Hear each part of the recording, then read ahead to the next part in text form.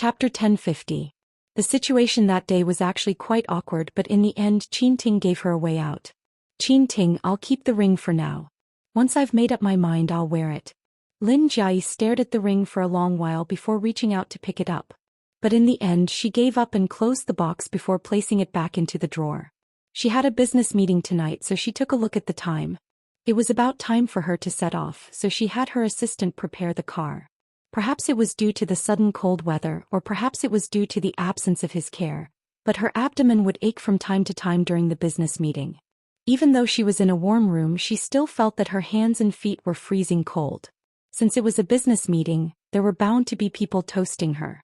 When he was still around, she couldn't remember having so many people toasting her, but now she realized that she seemed to have an endless supply of alcohol. Finally, after the dinner was over, she came out of the restaurant and couldn't wait to ask her assistant to send her home. She went upstairs, entered her fingerprint and pushed open the door, only to see a floor of shoes, bags and clothes strewn all over the floor. It was usually fine, but before her period came she found such a messy scene inexplicably annoying. She called the auntie hoping to have her face cleaned up as well, but for some reason the auntie didn't pick up her phone. She tried to clean up by herself, but the more she tried, the messier it became. In the end she ended up leaving even more bags and clothes on the floor. Out of sight, out of mind, she removed her makeup and went to take a bath. When she came out of the bathroom she was wrapped in a bathrobe. While she was looking for her pajamas, she accidentally stepped on a puddle of water and slipped. It was fortunate that she managed to grab onto the cabinet beside her in time, so she didn't fall to the floor. Even so, she still bumped her knee and a large amount of blood seeped out. The wound wasn't serious, but she felt an inexplicable discomfort. She had no idea what had gotten into her today, but when she squatted down to look at the wound on her knee, her abdomen started hurting again. This time the pain was different from the ones she had experienced in the afternoon.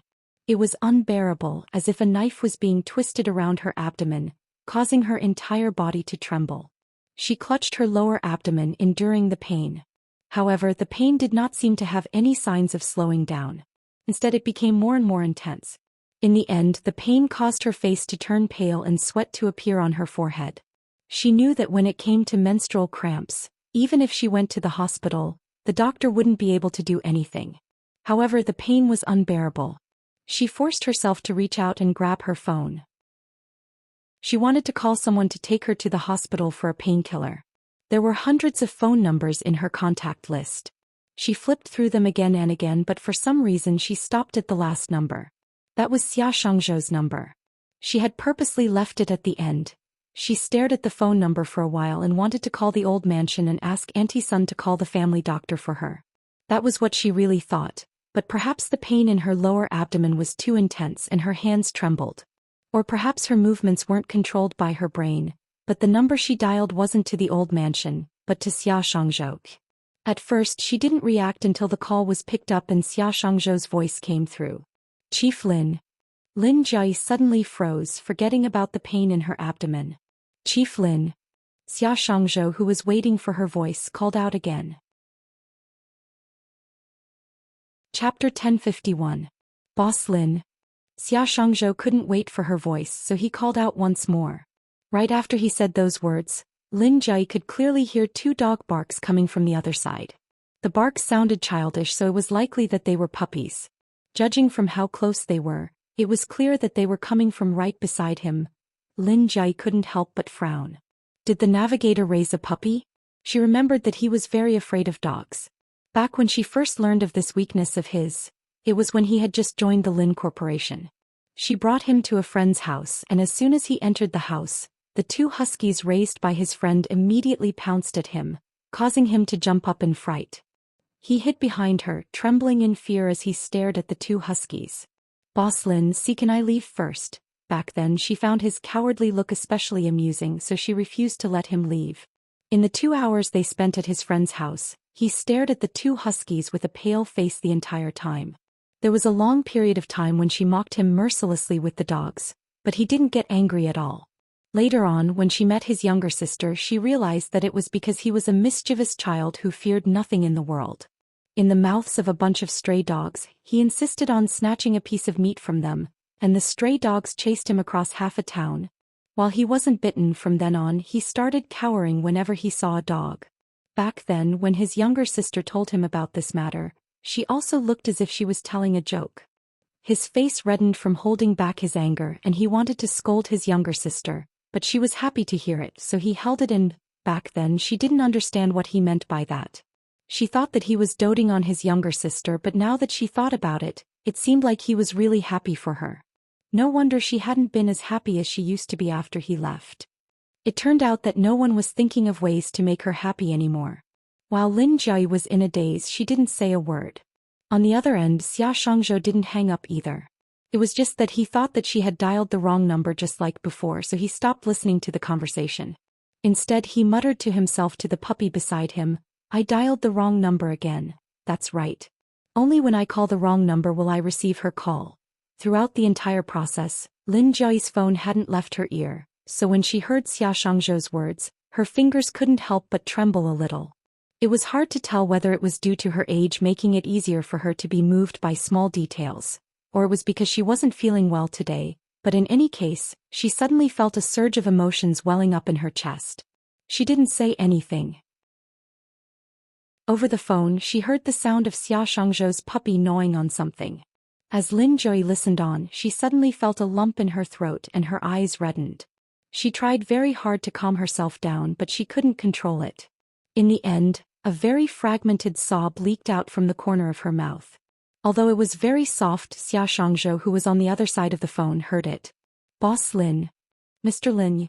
Perhaps he wanted to say that he was crying, but at the last moment he changed his words. "What's wrong?" Chapter 1052. Lin Jiayi clutched her phone tightly as she sat on the floor of the changing room for a long time. Only then did she slowly stand up, casually grab a sleeping robe and wrap it around herself. The wound on her leg wasn't serious, but it had bled quite a bit. She went to the living room and rummaged through the drawers to look for the medicine box to disinfect it and apply a band-aid, but she couldn't find it at all. She picked up her phone again, wanting to call her assistant and ask her to buy some band-aids from the pharmacy. However, when she unlocked the screen, she saw the text message that Xia Shangzhou had sent her a few minutes ago. "Xiao Lin, is everything okay for you to call me? Boss Lin, are you alright?" He sent 2 consecutive messages. There weren't any fancy words, but she could tell that he was worried about her. Yet he appeared to be very restrained, just like how he had always been by her side. She thought that he was probably trying his best to conceal his inner thoughts. Lin Jiayi raised her hand and replied, "I'm fine." She was just about to exit the chat with Xia Shangzhou to tap on her assistant's number when she suddenly remembered that Xia Shangzhou had always been the one to tidy up her things for her. Thus, she casually sent another message. "Right, navigator, where did you put my medicine box?" A second after she sent the message, her phone received an incoming call. It was from Xia Shangzhou. Lin Jiayi picked up the call, and Xia Shangzhou's voice sounded from the other side. Even though he had tried his best to restrain himself, Lin Jiayi could still sense his anxiety. "Boss Lin, are you sick? Boss Lin, why didn't you go to the hospital if you were sick?" Lin Jiayi quickly replied, "It's nothing. I just accidentally knocked myself over." Lin Jiayi paused for a moment before continuing, "Do you still remember where you put your medicine box?" "Boss Lin, you're at home." Xia Shangzhou didn't answer her question. "That's right. In that case, Chief Lin, please wait for me for a moment. The medicine in your house has probably passed its expiry date. No one has changed the medicine in these few months, so don't use it for now. I'll go buy some new ones and send them over to you." As Xia Shangzhou's words drifted into Lin Jiayi's ears, she heard noises coming from the other end of the line. It was the sound of him putting on his clothes. Soon there was the sound of him opening and closing the door. "Boss Lin, I'll hang up first. I'm already out." Recovering from her daze, Lin Jiayi replied with an "oh," but she didn't stop him from coming. Xia Shangzhou did not speak again. When he heard her reply, he hung up the phone. Lin Jiayi had no idea what she was feeling so nervous about. In the past, she would meet with Xia Shangzhou every day and she would act as casually as she did with him. In fact, there were even times when she would ask Xia Shangzhou to help her zip up the back of her dress. It had only been 2 months since they last met, and just as they were about to meet again, she actually felt so nervous. What the heck? Lin Jiayi really suspected that Xia Shangzhou had come over on a rainbow-colored cloud. 10 minutes after he hung up the phone, her doorbell rang. Almost reflexively, she ran to the entrance and glanced at the surveillance camera on the wall. When she saw that it was Xia Shangzhou, she pushed the door open. Chapter 1053. Compared to 2 months ago, Xia Shangzhou had gotten much thinner and tanner. His hair had been cut much shorter and he looked more spirited and more manly. But then again, as a business, how could he possibly blacken himself? Was he supposed to be outdoors every day? Lin Jie couldn't help but frown. Boss Lin. Compared to Lin Jie, Xia Shangzhou was much quicker to recover from his daze. His voice was calm, no different from his usual self, but only the heavens could tell how much agitation he was feeling right now.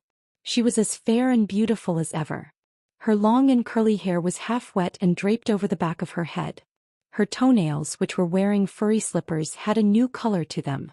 Her calves were fair and straight. It seemed like she had been living a pretty good life without him. Lin Jie, who had recovered from her daze by Xia Shangzhou's words, opened the door and said, "Come in." Xia Shangzhou walked into the room with a bag in his hand. When Lin Jie opened the shoe cabinet to take out a pair of slippers for him, he saw that the slippers he had worn before were still there. His fingertips subconsciously trembled as he replied to Lin Jie with a thank you before bending down to change into his slippers silently. After changing into the slippers, Xia Shangzhou walked into the room. Lin Jie looked around the room, but she couldn't find a place for Xia Shangzhou to sit. So she shot a glance at Xia Shangzhou, only to see a calm expression on the young man's face despite the mess in the room. It was clear that he was used to it and she couldn't help but feel a little embarrassed. It was the same in the past, so why didn't I feel embarrassed? With such thoughts in mind, Lin Jie walked over to the sofa and tossed her expensive clothes and bag onto the floor before making room for Xia Shangzhou. Seeing her actions, Xia Shangzhou sighed helplessly and said, "Boss Lin, I think it's best if you don't do this. Let me do it later." As he said those words, Xia Shangzhou walked over to the cabinet by the side, opened the door and took out his first aid box. "Boss Lin, where did you knock yourself?" Xia Shangzhou asked as he looked around the room, and the only place that Lin Jie could sit on was the bed in her bedroom. Thus he could only point to the bedroom and say, "Sit there, I'll apply some ointment for you." "Oh, all right." Lin Jie didn't turn down his offer. She walked over to the bed and sat down. She lifted up her sleeping gown, revealing the bruises on her knees. Xia Shangzhou looked at her wound and suddenly thought of a joke on the internet. If he had come a little later, the wound would have healed. However, Xia Shangzhou's tensed heart finally relaxed despite wanting to laugh. Thank goodness it wasn't that serious. He had thought it would be much more serious. She had caused him to be in the car the entire time he had been running. Even though the wound was about to close up, Xia Shangzhou still applied 2 band-aids for Lin Jie's wound to disinfect it. When he stood up, he noticed that Lin Jie's forehead was tightly knitted together. "What happened?" Xia Shangzhou asked as he shot a glance at Lin Jie's knee. "Did I hurt you when I was disinfecting it earlier?" "That's not it." Lin Jie shook her head. After which, she clutched her stomach and added, "My stomach hurts." "Why does your stomach hurt?" "How about I send you to the hospital for a checkup?" Go to the hospital is useless. Chapter 1054. So, she's suffering from period cramps? She did suffer from period cramps, but she couldn't blame anyone for that. She was the one who didn't pay attention to her period cramps. In the winter she ignored the temperature and ate ice cream crazily in the summer. There was no one who could stop her. Every time her period came around she would shout that she would never eat ice cream again. But when her period passed she would forget about the pain and return to her old self. In the years that he was by her side he had tried to discipline her, but to no avail. In the end he had no choice but to give her a cup of brown sugar ginger tea every day when her period was approaching. Then again he would have her auntie brew some blood-nourishing and womb-warming medicinal soup for her during that period of time. It was only after a year that her period cramps slowly disappeared. But it hadn't been long since he left her, and she had already reverted back to her old self. But then again, Enchanting sure is a person. Doesn't he know what's wrong with his girlfriend? He doesn't even put in any effort. Suppressing the urge to criticize Lin Jie and Enchanting, Xia Shangzhou suppressed the heartache in his heart and stood up silently before walking out of the bedroom. Seeing that the navigator had left without saying a word, Lin Jie called out to him in surprise, "Navigator?" Xia Shangzhou's footsteps didn't stop. Lin Jai glared at his back with a frown on her forehead. Is he angry? With such thoughts in mind, she stood up and chased after him while clutching her aching stomach. But as soon as she reached the entrance of the bedroom, she saw him walking into the dining room. Lin Jai was just about to call out to Xia Shangzhou when she saw him pouring a pot of water and boiling it. Then he took out a hot water bottle from the drawer and poured the boiling water into it. After which he took out some brown sugar from her cabinet and brewed a cup of brown sugar water. After which he walked over to her with the hot water bottle in one hand and the brown sugar water in the other. As he walked up to her, he noticed that she wasn't wearing shoes and a frown appeared on his forehead. Say, Boss Lin, you're already 30 years old. Why are you still running around barefooted like a snack? Had it been in the past, Lin Jai would have long slapped Xia Shangzhou's head if she heard such impudent words from him. But this time she didn't talk back to him. Instead, she turned around and returned to the bedroom to sit on the bed. Xia Shangzhou pinched her quilt. There's no heater. So cold now. Why are you still covering yourself with such a thin quilt? As he spoke, he stuffed the hot water bottle into her arms. Warm your stomach first. It should be able to relieve your pain. As he spoke, he glanced at her wet hair, got up and went into the bathroom. He came out with a hairdryer and sat on the bed to help her dry her hair. President Lin, my mom said that women must blow-dry their hair immediately after washing it. Otherwise, it'll be easy for them to catch a cold. This habit of yours is really bad. Amidst Xia Shangzhou's nagging, Lin Jai's hair was slowly dried by him. After putting away the hairdryer, Xia Shangzhou walked back to the bed and touched the bowl of brown sugar water. When he felt that it was warm enough, he passed it over to Lin Jai and said, "Drink this brown sugar water. I'll get you a thicker blanket."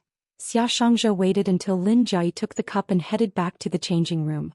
Then, as if recalling something, he turned around to look at Lin Jai and said, "Remember to drink it all. Don't pour it out secretly like before." Hearing those words, Lin Jai was rendered speechless for a moment. She waited for him to disappear from the changing room before she picked up the bowl of brown sugar water and took a sip. It was still a taste that she didn't like, but the brown sugar water that he had given her was surprisingly to her taste. P.S. Maybe it's because I'm getting old that I really like characters like old Xia who accompany me silently. Chapter 1055.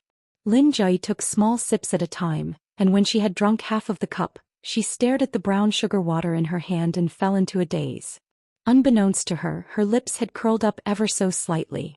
Not too long later, a commotion sounded at the entrance of the changing room. Recovering from her daze, Lin Jai raised her head and saw Xia Shangzhou walking out of the changing room with a blanket in his arms. She hurriedly brought the cup to her lips and gulped down the rest of the brown sugar water.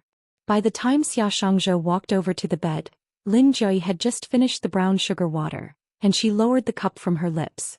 This was the first time Xia Shangzhou was seeing her, so he didn't have to urge her or watch her. Instead, he took the initiative to finish the brown sugar water and said, "This is the first time I've seen you so obedient." Embarrassed by the compliment, Lin Jai shot a glance at Xia Shangzhou before lowering her eyes.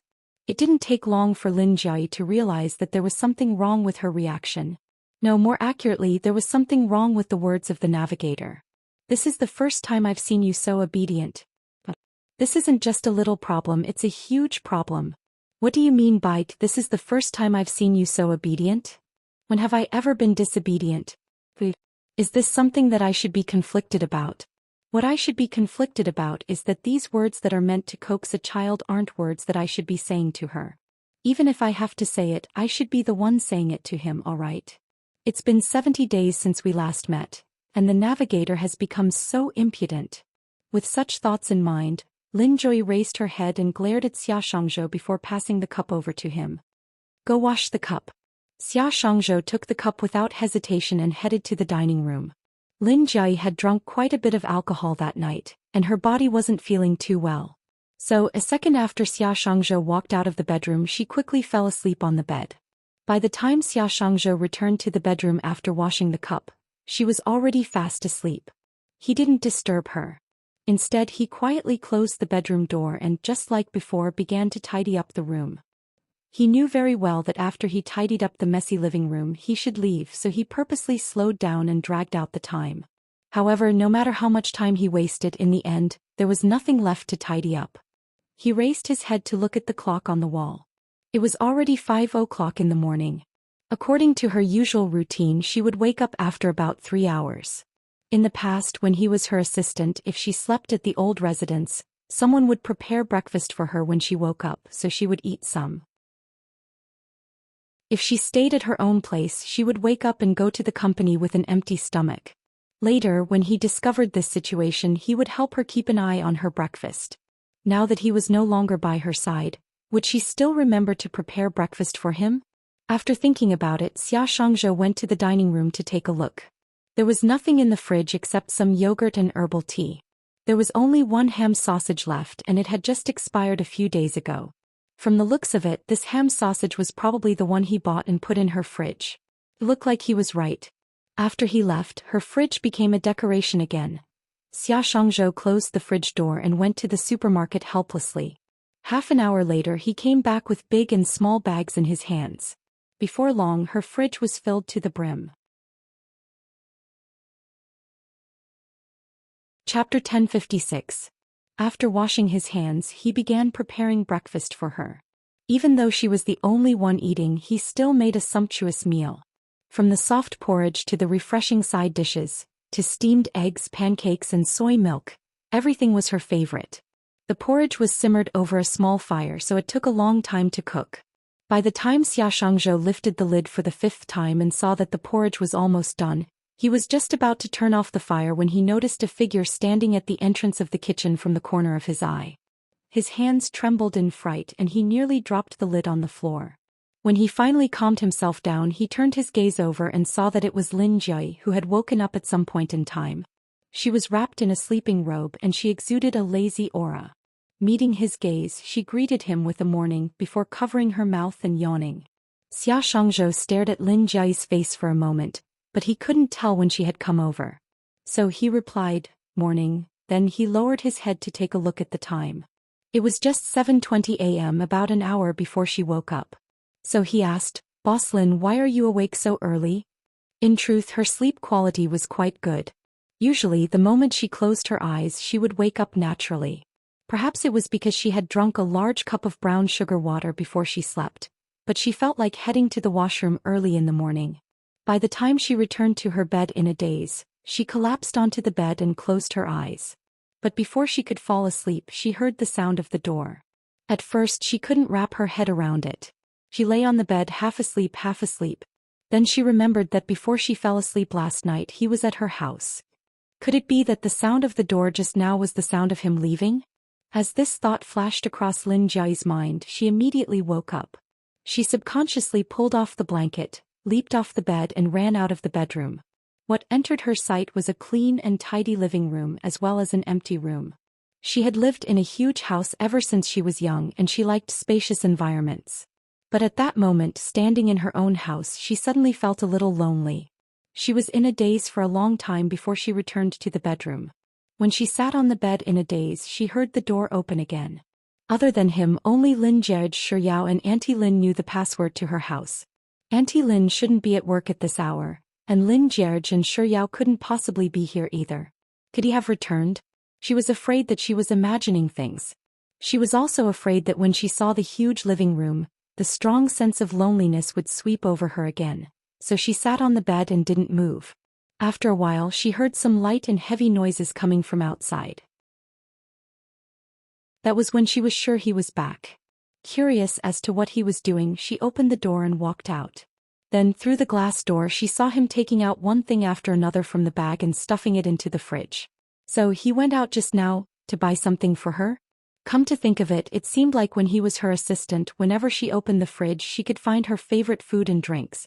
Unlike now, every time she was hungry, she could open the fridge and find yogurt and herbal tea and yogurt and herbal tea. She didn't make a sound to disturb him, and he didn't notice that she was awake. After filling up her fridge, he went into the kitchen and started working. Chapter 1057. From washing the rice to chopping the vegetables to squeezing the soybean milk to laying out the pancakes, every single action of his was executed smoothly and skillfully. She didn't know why, but memories of his past kept flashing through her mind.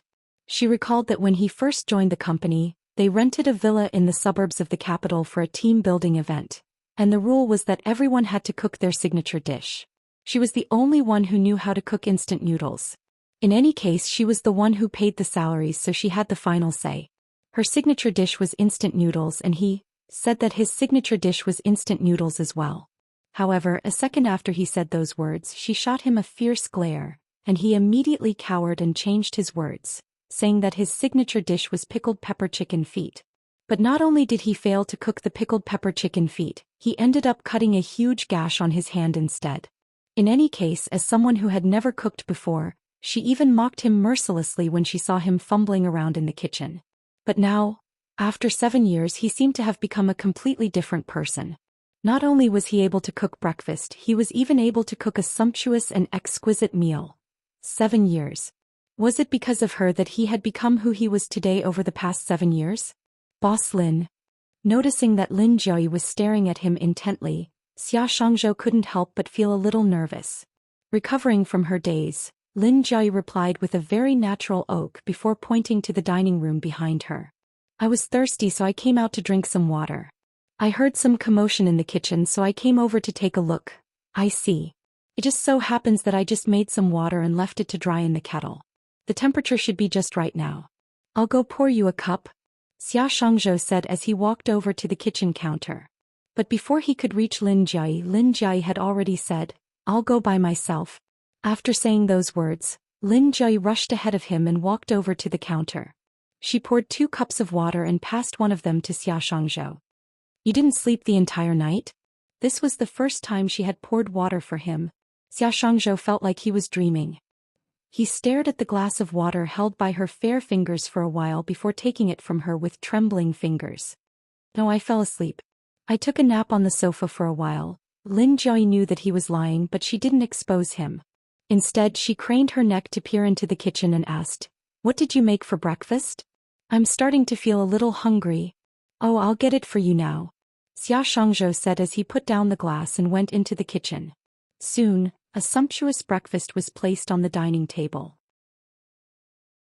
Lin Jiayi picked up 2 sets of bowls and chopsticks, and after scooping the first bowl of porridge, she placed it on the opposite side of her seat. While scooping the second bowl of porridge, she glanced at Xia Shangzhou and said, I won't be able to finish all of this by myself. It just so happens that you haven't had breakfast yet, so why don't we eat together? As she spoke, Lin Jiayi put down her bowl of porridge and stirred it with a spoon. As if she was craving for it, she stuffed a mouthful of porridge into her mouth. Then, when she saw that Xia Shangzhou hadn't taken a seat yet, she urged him, Navigator, what are you standing there for? Hurry up and take a seat, Xia Shangzhou replied with an oath before finally taking a seat. Lin Jiayi passed a pancake to Xia Shangzhou before asking, I heard from the ATM that you're starting your own business? Xia Shangzhou nodded.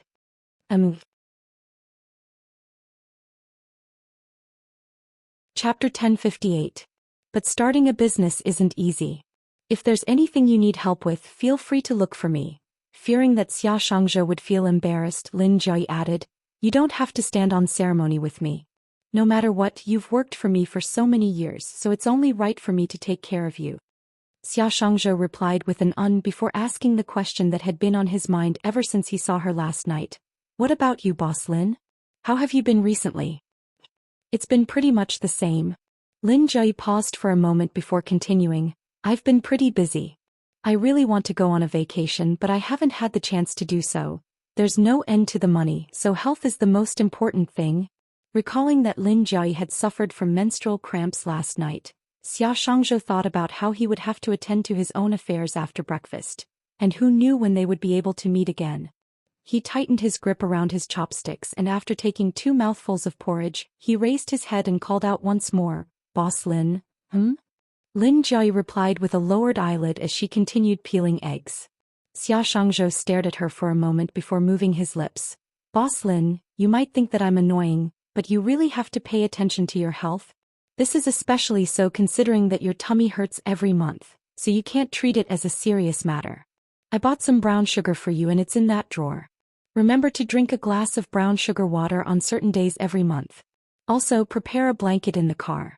Don't ignore the temperature for the sake of elegance. Also, I've changed the medicine in your medical kit. They're all the latest from the factory and there's a shelf life for them. I've also stuck a note on your fever medicine, flu medicine and anti-inflammatory medicine, and I've also noted down how many pills you take. I've also stuffed the food in the fridge full of food for you. Even if you don't know how to cook, you should at least prepare some fast food. It's better than starving. Amidst Xia Shangzhou's nagging, Lin Jai finally stopped peeling the eggs.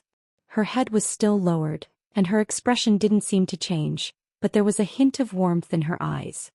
Also, I wrote down the recipe for your favorite porridge and stuck it on the fridge. If you can't learn it, you can ask Auntie to learn it. It's very simple. Auntie can put it in the rice cooker at a fixed time so that you can drink it when you wake up the next day. You must eat breakfast, otherwise it's not good for your stomach. Unable to take it any longer, Lin Jai interjected, Navigator, I'm afraid that I won't be able to remember so much at once. Xia Shangzhou fell silent. Although he really wanted to be at her beck and call, he couldn't be at her beck and call forever. After all, she had someone she loved. After a while, Xia Shangzhou said, Then I'll take a pen and write everything down for you. With that, Xia Shangzhou stood up and walked over to the counter. He picked up the pen and paper he had just tossed there, returned to the dining table and started writing stroke by stroke. Lin Jai didn't say a word. Instead, she sat down across from him and watched as the words appeared one by one on the note. As she watched, her eyes reddened. She subconsciously turned her head to look out the window.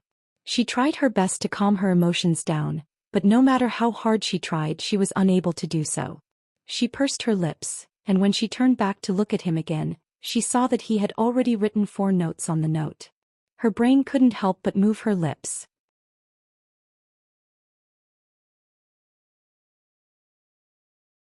He seemed to believe Xia Shangzhou's words and he didn't pursue the matter any further. Instead he asked, Jai, are you going to work now? If you're going, I can send you off. Lin Jai stared at Xia Shangzhou intently. Enchanting couldn't possibly know the truth, but she knew that Xia Shangzhou's words were all lies. Was he afraid that Enchanting would misunderstand that there was something going on between the two of them? So he cleaned the dining table so cleanly that he didn't leave any trace that he had stayed here for too long? Noticing that Lin Jai wasn't saying a word, Enchanting spoke up once more with a gentle voice, Jai? Chapter 1060. Hearing Lin Jai's words, Xia Shangzhou immediately followed up. Then Boss Lin, I'll head to the study to get the documents I want and leave right away. I won't be saying goodbye to you then. The navigator sure is something to be able to forge it so realistically. Lin Jai had no idea what was going on with her, but she couldn't help but feel a little frustrated. Ignoring Xia Shangzhou, she turned around and headed to the bedroom. As if nothing had happened, Xia Shangzhou turned to Qin Ting with a smile and said, Mr. Qin, I'll be taking my leave then. After which he entered the study and walked out with an empty paper bag. Lin Jai was still changing her clothes and Qin Ting was already seated on the sofa in the living room. Before Xia Shangzhou left, he pondered for a moment before bidding farewell to Qin Ting. Hearing his voice, Qin Ting raised his head and glanced at Xia Shangzhou. After a moment of contemplation, he stood up and said, Allow me to send you off, Mr. Xiang. There's no need for that, Mr. Qin, Xia Shangzhou replied politely. However, Qin Ting still walked over to him and personally sent him to the door. He even helped him press the elevator. While waiting for the elevator, Qin Ting looked at Xia Shangzhou for a moment before asking warmly, Mr. Xia, will you be free soon? When the time comes, you must attend my wedding with Jai. Wedding? Xia Shangzhou's fingers subconsciously tightened around the empty paper bag in his hand. Wedding? Are you two planning to get married? Of course. Didn't Jai tell you? I proposed to her last month. Didn't you see her diamond ring? Oh, that's right. She probably didn't wear it because she just woke up. So, in the 70 days that he had been away from her, they had already progressed to the status of an engaged couple. Well, she liked him so much and had liked him for so many years. He had seen that kind of love and persistence. Now that they had finally met again, they were together and they were going to get married and have children. Naturally, it was only natural. With such thoughts in mind, Xia Shangzhou's lips moved once more. His voice was no different from usual, but he knew very well just how stiff his lips were when he spoke. Congratulations then. After a pause, Xia Shangzhou asked with difficulty, When do you plan to hold the wedding? I haven't confirmed the date yet, but I'm sure Jai will inform you once it's confirmed. Even if Jai doesn't inform you, I'll remind her to inform you as well. When the time comes, Mr. Xia, don't come up with any excuses to refuse to attend the wedding, Ting said half-jokingly. Mr. Qin, you really know how to joke. I'm definitely here to send my blessings to President Lin's wedding. Ting smiled and did not say anything else. The elevator arrived at Lin Jiayi's floor. When the elevator doors opened, Xia Shangzhou glanced at the half-closed door behind him, then glanced at the smiling Ting. He thought for a moment, then said, even though you haven't set a date for your wedding, I still want to say one more thing. Mr. Qin, I wish the two of you a happy and blissful marriage. Also, you must treat her well. Xia Shangzhou's throat felt like it was being choked by something and he could no longer make a sound. Without waiting for Ting to respond, he turned around and entered the elevator. When the elevator doors closed and slowly descended, he continued to think about what he had just said. Chapter 1061. It was only when the elevator finally reached the first floor that Ting turned around and returned to Lin Jiayi's apartment. A second after he closed the door to the bedroom opened, and a neatly dressed Lin Jiayi walked out with the latest bag in her hand. Mr. Xia has left. I just sent him off, Lin Jiayi replied with an indifferent ogue before opening the shoe cabinet. She took out a few pairs of high heels and tried them on in front of the mirror. Finally, Lin Jiayi chose a pair of high heels that matched the color of her sweater. After which she grabbed her car keys and pushed open the door. Ting followed Lin Jiayi out. While waiting for the elevator, Ting kept glancing at Lin Jiayi. In the end, he couldn't help but ask the question that had been on his mind all this while. Jiayi, do you not like the ring that I gave you? His words were tactful, but Lin Jiayi understood what he meant. Is he asking me if I've made up my mind about my proposal? Lin Jiayi didn't respond to Ting's question, but the image of Xia Shangzhou standing in the kitchen, preparing breakfast flashed across her mind. She was already a little hesitant when he proposed to her, but after the meeting with the navigator last night, she felt as if she had been possessed. She couldn't help but feel the urge to apologize to him and return the ring to him. With such thoughts in mind, Lin Jiayi turned to look at Ting. His eyes, his facial features, his lips. They were all the same as in her memory, the same face that she had once loved dearly. But why was it that she couldn't find the feeling she had at the beginning after loving him for so long? Just what was wrong with her? Was it her problem or was it him? Seeing Lin Jiayi staring at him silently, Qin Chuan couldn't help but feel a little nervous. He had thought that everything would go smoothly with his plan, but for some reason right after he confidently proposed to her, a problem suddenly occurred. He had promised many people that Lin Enterprise would cooperate with them. In fact, he had even promised some people that he would do it this month. The reason why he was so certain was because he felt that she would agree to his proposal. When that time came, as long as he became her fiancé, he could casually greet many of the people in charge of Lin Enterprise and facilitate those collaborations. After all, those people had all given him benefits. Now that he had received the benefits, there was no way for him to proceed with the matter. He was very anxious, but he didn't dare to rush her too much for fear of revealing any flaws. Ting tried her best to maintain the composure on her face as she turned to Lin Jiayi and said, "It's fine, I'm just asking. We won't be together for long anyway, so let's just take it slow." Hearing Ting's words, Lin Jiayi heaved a sigh of relief inwardly.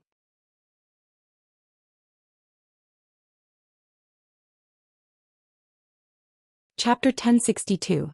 On the way to the Lin Corporation, Ting and Lin Jiayi chatted idly with one another.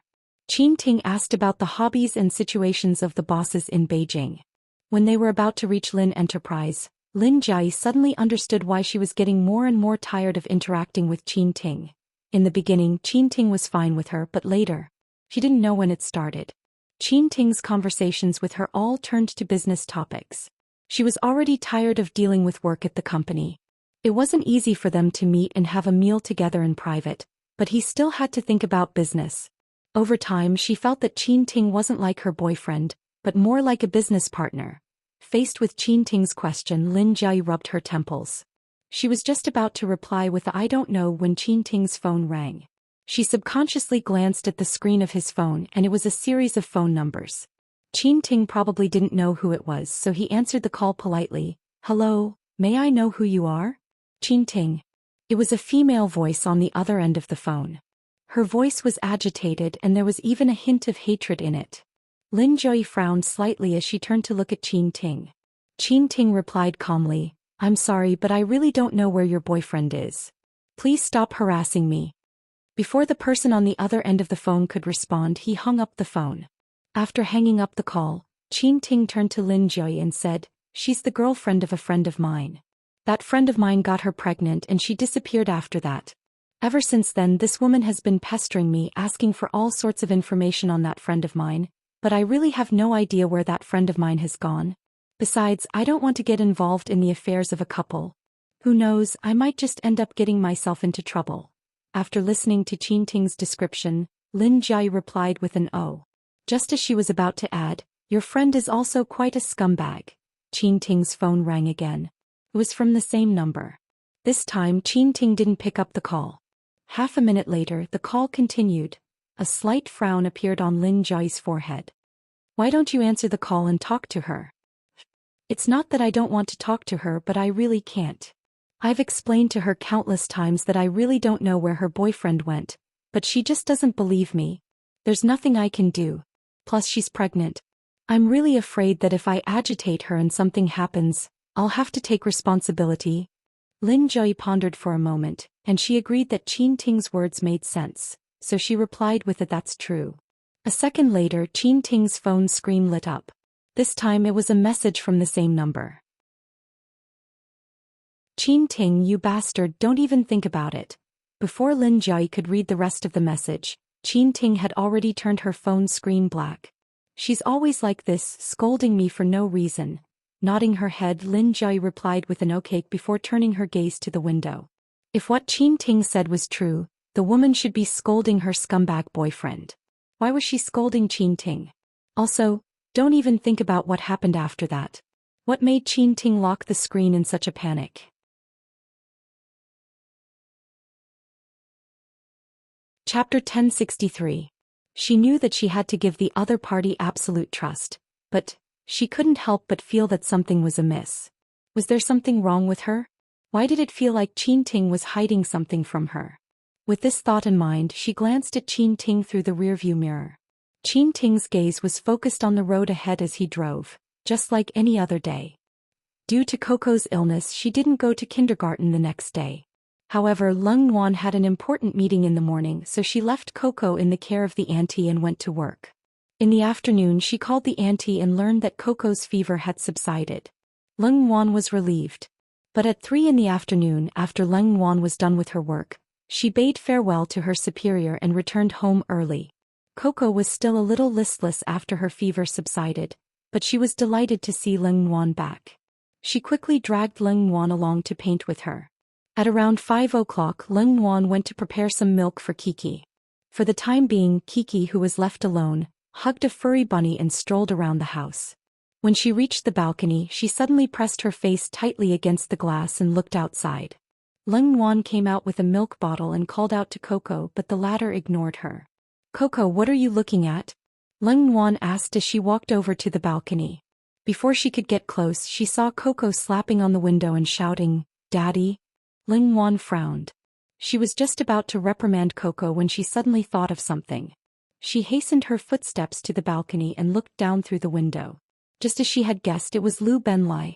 He wasn't sitting in the car but leaning against it, talking on the phone. "Daddy, Daddy." Lu Benlai couldn't hear Coco's voice at all, but Coco still shouted at him. Lung Wan retracted her gaze and squatted down to pass the milk bottle to Coco. "Coco, stop shouting. He won't be able to hear you. Be careful or your throat might hurt." Coco pushed the milk bottle away and pointed to the bottom of the window. Then she said to Lung Wan, "Daddy, Daddy, Coco, you have to drink milk. If you continue like this, Mommy will get angry." As if she had been wronged, Coco pouted her lips and her eyes reddened. "I don't want milk, I want Daddy." Before Lung Wan could say anything, tears rolled down from the corner of Coco's eyes. "I want Daddy, Daddy." Lung Wan averted her gaze and stared at Lu Benlai for a moment before reaching out to wipe away the tears on Keek's face. "Drink the milk and I'll let you go downstairs to play with Daddy, all right?" Coco immediately smiled and replied with a childish "all right" before taking the milk bottle. She stared at Lu Benlai through the window, fearing that he would leave at any moment, and without even catching her breath, she began gulping down the milk bottle in her mouth. It didn't take long for the milk to reach the bottom. Kiki looked at Ling Wan expectantly before grabbing the latter's hand and pulling her toward the door. Mommy, let's go downstairs. Let's go downstairs. Kiki, if you continue like this, you'll catch a cold. You'll have to go to the hospital to take medicine like last night. Mommy will get you some thick clothes.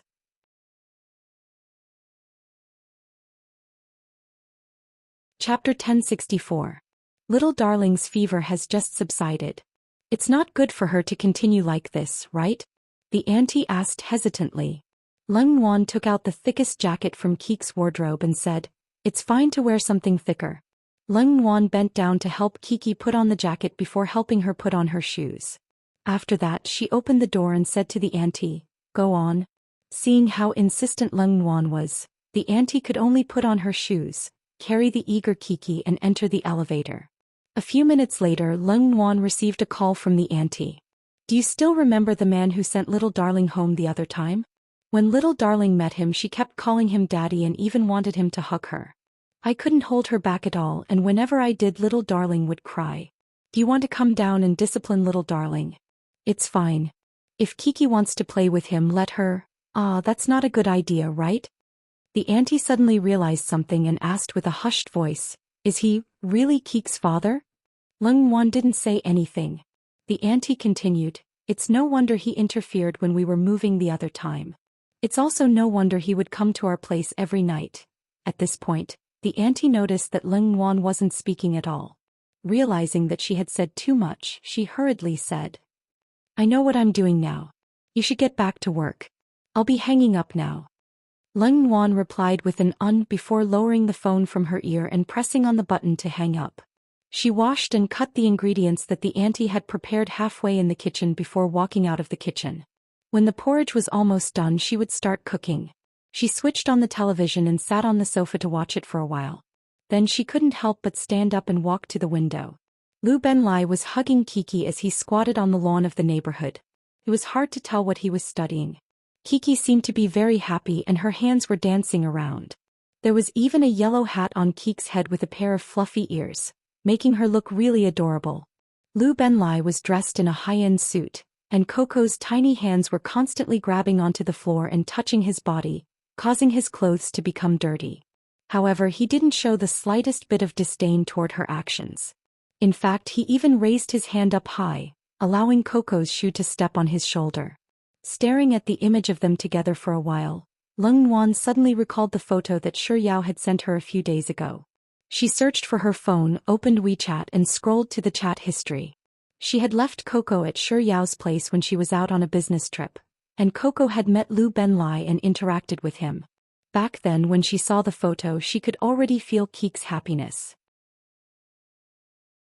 Now that she was seeing the father and daughter together with her own eyes, she realized that Kiki's happiness was something that no one else could give her. Only when she was with Lu Benlai would she feel such happiness. It was a bond that blood was thicker than water. "Mom, what is Dad?" "Mom, the kids in kindergarten all said that they have a father. Why don't I have a father?" "Mom, Lin sure said that he gave his father to me. Can I have it?" "Mom, can I have a father for my birthday present this year?"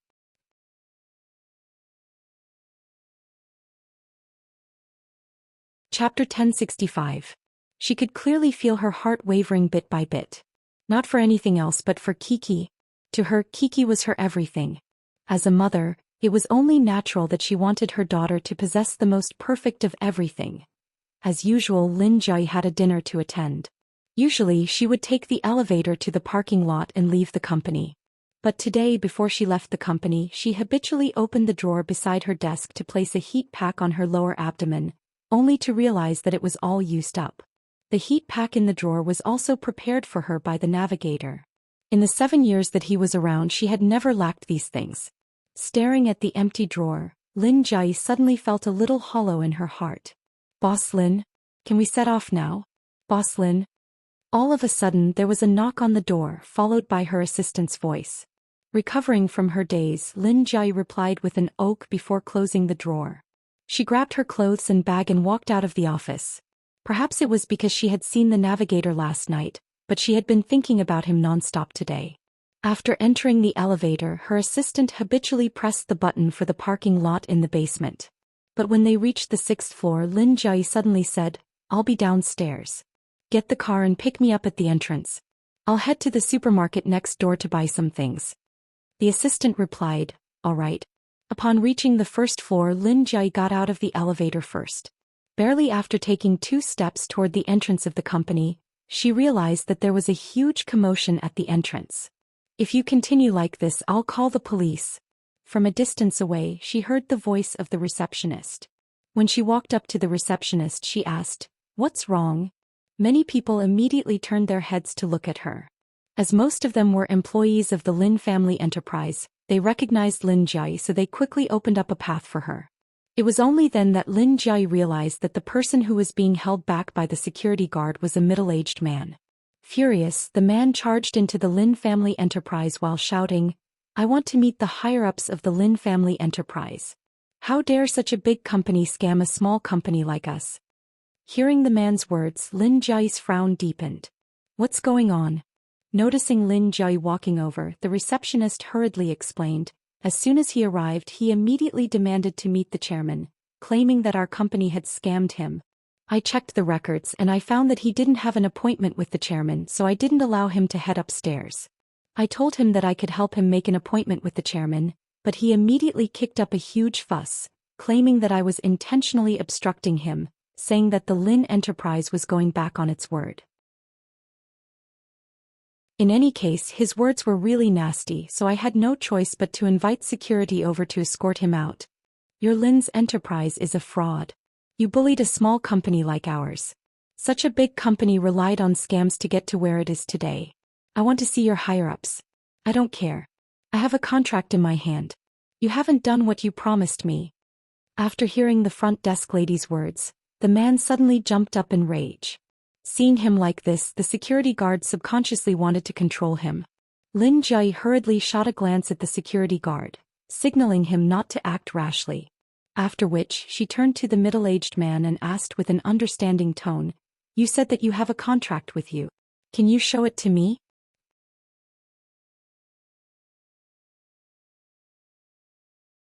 Chapter 1066. The middle-aged man didn't seem to believe that Lin Jai was a high-ranking executive of the Lin family enterprise. He assessed her from head to toe and asked, "Are you really a high-ranking executive of the Lin family enterprise?" Lin Jai nodded and the others around her echoed in agreement. Only then did the middle-aged man finally believe her. He took out a contract from a shabby briefcase he carried with him and passed it over to Lin Jai. "Look, it's written in black and white and there's even a stamp on it." Lin Jai didn't respond to his words. Instead, she took the contract and took a closer look. This was the latest real estate development project of the Lin family enterprise, and in the contract, the middle-aged man's company would be in charge of the renovation of the project. Lin Jai's name was written on the signature column of the contract. Her aunt was the one in charge of this project and she had never interfered with it at all. So how could she possibly have signed it? Moreover, even though these 3 words were deliberately imitating her signature as the person herself, she could still recognize that this was not her handwriting at all. Lin Jai's frown deepened. There were too many employees in the surroundings, and it wasn't appropriate for her to reveal this matter to the public. Thus, she kept the contract and said to the middle-aged man, "How about this? Follow me upstairs to my office to discuss this matter." The middle-aged man nodded. "All right." Lin Jai smiled politely at him as she gestured for him to enter the elevator. After the middle-aged man followed her into the elevator, Lin Jai took out her phone and gave her assistant a call, instructing her to return to her office first. Upon reaching the top floor, Lin Jai politely invited the middle-aged man into her office and gestured for him to take a seat. After which, she gestured for her assistant to brew a cup of tea for the middle-aged man before speaking up. "To tell you the truth, I am indeed Lin Jai. However, I really wasn't the one who signed this contract because I wasn't in charge of this project at all. If I'm not mistaken, you must have been scammed by someone else. However, don't get too anxious yet. Can you tell me everything from the start to the end? This way, once I understand the situation, I might be able to provide you with some clues to help you." The middle-aged man wasn't an unreasonable person. Perhaps it was because he had been forced into a corner that he decided to throw a tantrum. Seeing how polite Lin Jai was, his tone immediately softened. "It's like this. Around last month, a friend of mine introduced me to a family member of an upper echelon of the Lin Consortium, and he said that he could help me secure a collaboration. Lin Consortium. Of course, I'd be overjoyed. Given such an opportunity for a small company like mine, there's no way I'd be willing to let it slip by. Then, my friend told me that I had to give the family member some benefits. To be honest, I don't earn much money and my company has just started not too long ago. But still, I gritted my teeth and gave the family member 500,000 yuan. After which, he signed the contract with me. See, it's been more than a month since then and I saw on the news that the project had already begun, but we still haven't received the commencement notice yet. Family member? Since when did the Lin clan have such a family member? If it was 5 million yuan, she could still believe it. But 500,000 yuan? Surely the Lin clan wouldn't do something like that.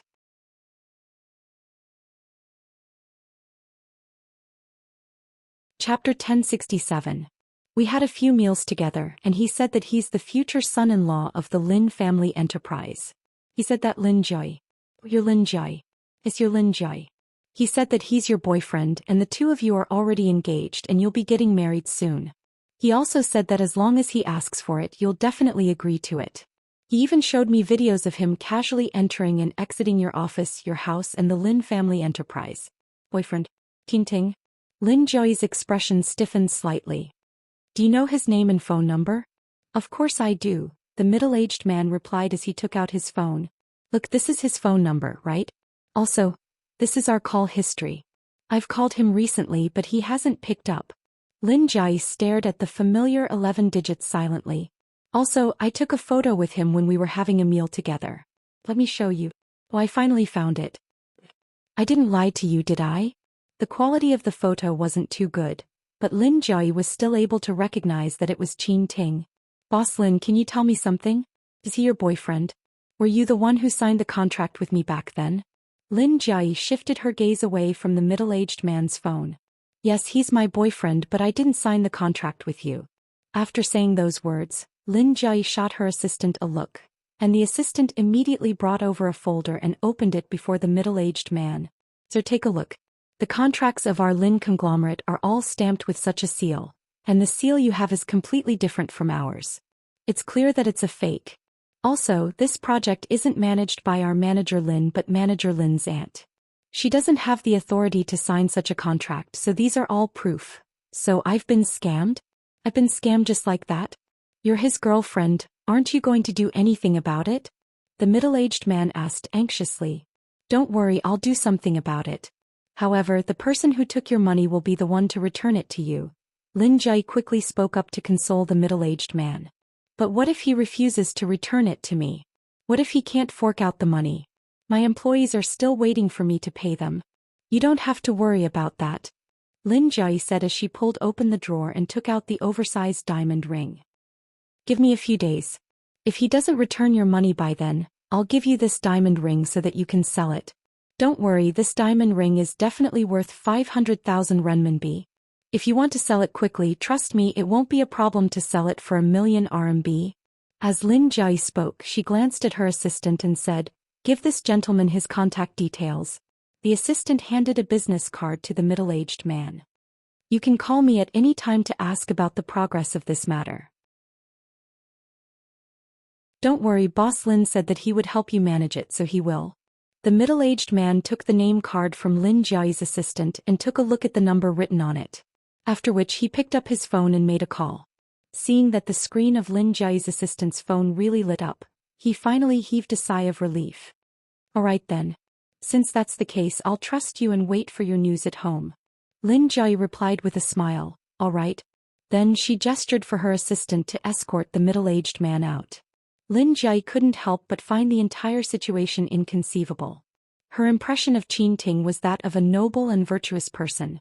How could he possibly do something so despicable? While Lin Jai was still in a daze, the door to the office was pushed open.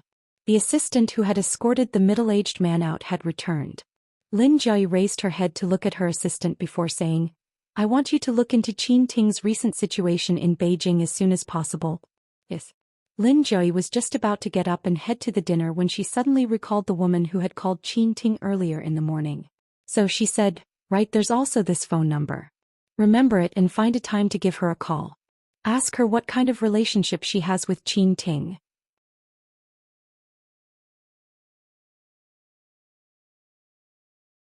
Chapter 1068.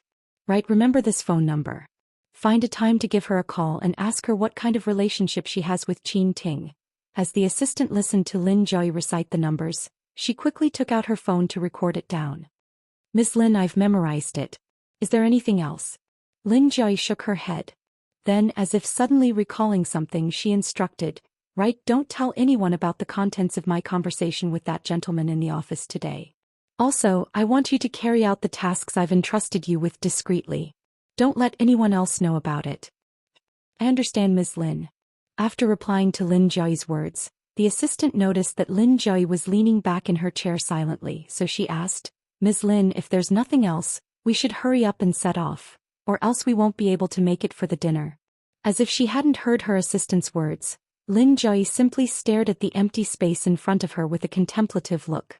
The assistant moved her lips once more, preparing to remind Lin Joy further. But before she could say a single word, Lin Joy suddenly raised her eyes and glanced at her. Scope.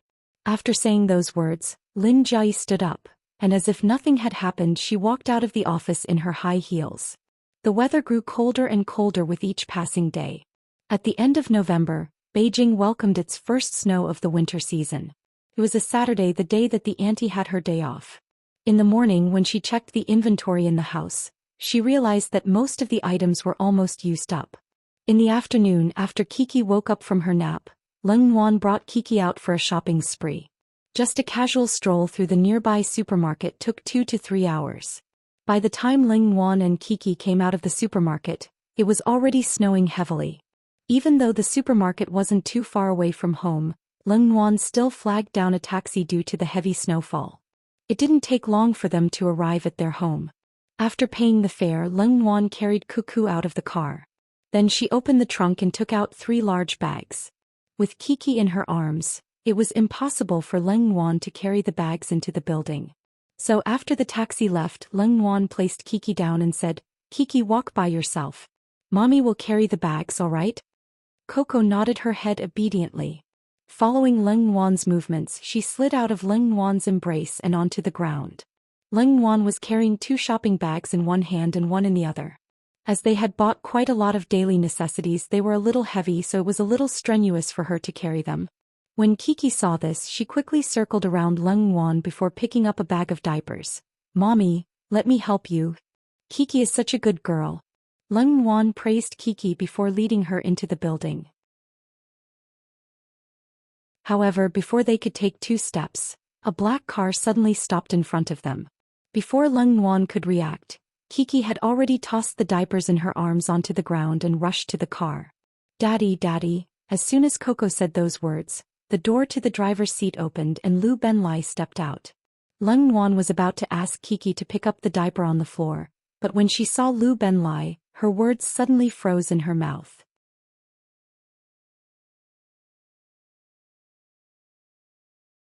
Chapter 1069. Following which, Lu Benlai picked up the diapers that Kiki had left behind and walked over to Leng Wan. He glanced at the 3 shopping bags in her hands before reaching out to take 2 of them. I'll send you upstairs. After saying that, he turned around and walked into the building with big strides. Leng Wan froze on the spot. It was only when Kiki, who was in Lu Benlai's arms, saw that she wasn't moving and called out Mommy that she snapped out of her daze and followed behind. There were only the 3 of them in the elevator.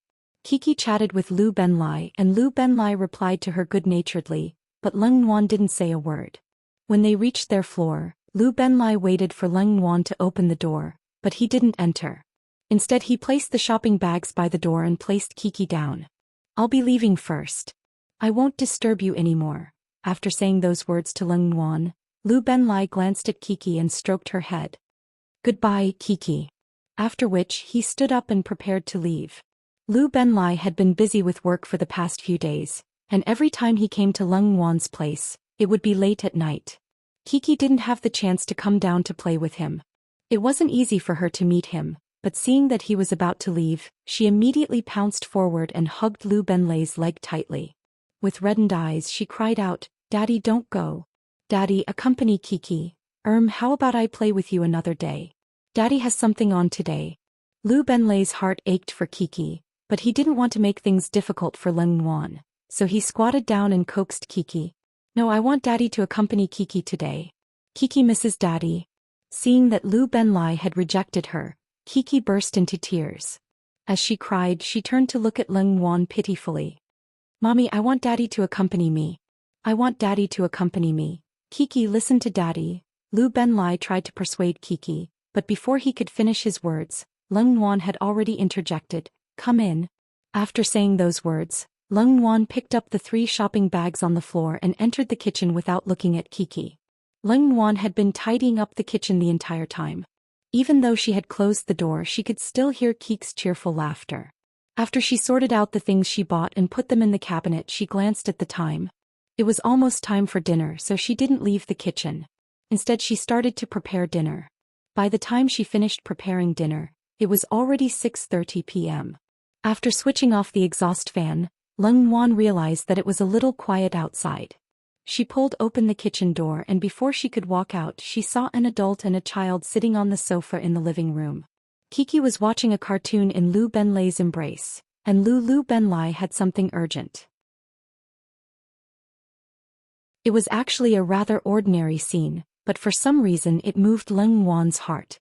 She stared at the adult and child on the sofa, and unknowingly her mind wandered off.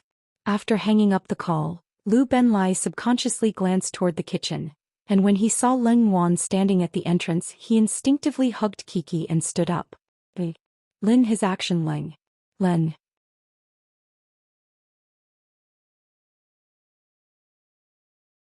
Chapter 1070.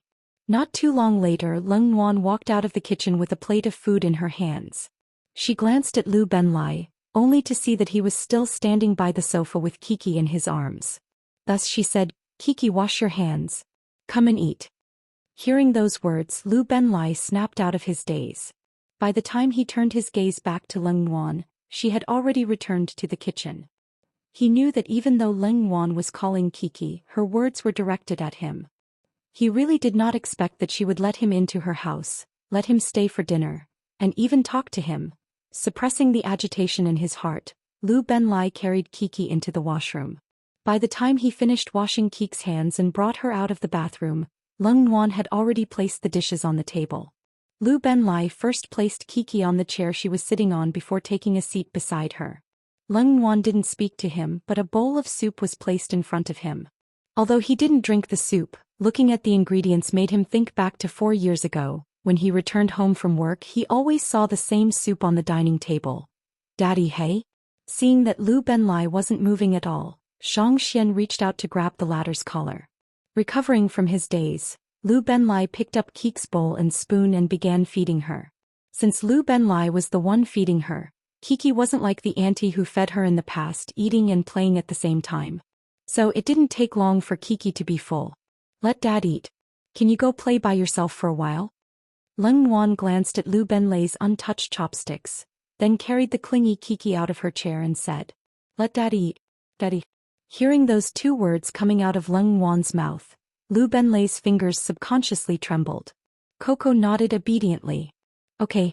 Then he turned to look at Lu Benlei, and seeing that the latter hadn't eaten yet, he said, Daddy, it's time to eat. Hearing Kiki's words, Lu Benlei recovered from his daze and replied with a all right before picking up his chopsticks. But as soon as Lu Benlei picked up his chopsticks, he ran off to watch a cartoon by himself. At the dining table, only Leng Yuan and Lu Benlei were left. Neither of them spoke to the other. The taste of the food was still the same. Even after so many years, nothing had changed. As Lu Benlei continued eating, he suddenly felt a lump in his throat, making it hard for him to swallow. If only he hadn't lost her, how good would that have been? With such thoughts in mind, he turned to look at Leng Yuan, who was seated beside him, and subconsciously moved his lips. Yuan. He had only said those 2 words, but Leng Yuan seemed to know what he was going to say next. She raised her head to look at him and said, The soup is already cold. I'll go heat it up for you. As she spoke, she stood up, took the bowl of soup in front of him, and entered the kitchen. Lu Benlei knew that Leng Yuan had guessed what he was going to say, so she interrupted him. He didn't insist on talking to her anymore. After she heated the soup and came out, he pretended as if nothing had happened and silently ate his meal. On the other hand, Lung Wan seemed to have been startled. She didn't return to the dining table. Instead, after placing down the bowl of soup, she went over to the sofa to accompany Kiki. Even though it was the weekend, Lin Jai still received a call in the afternoon asking for an urgent document, so she had her assistant rush it over.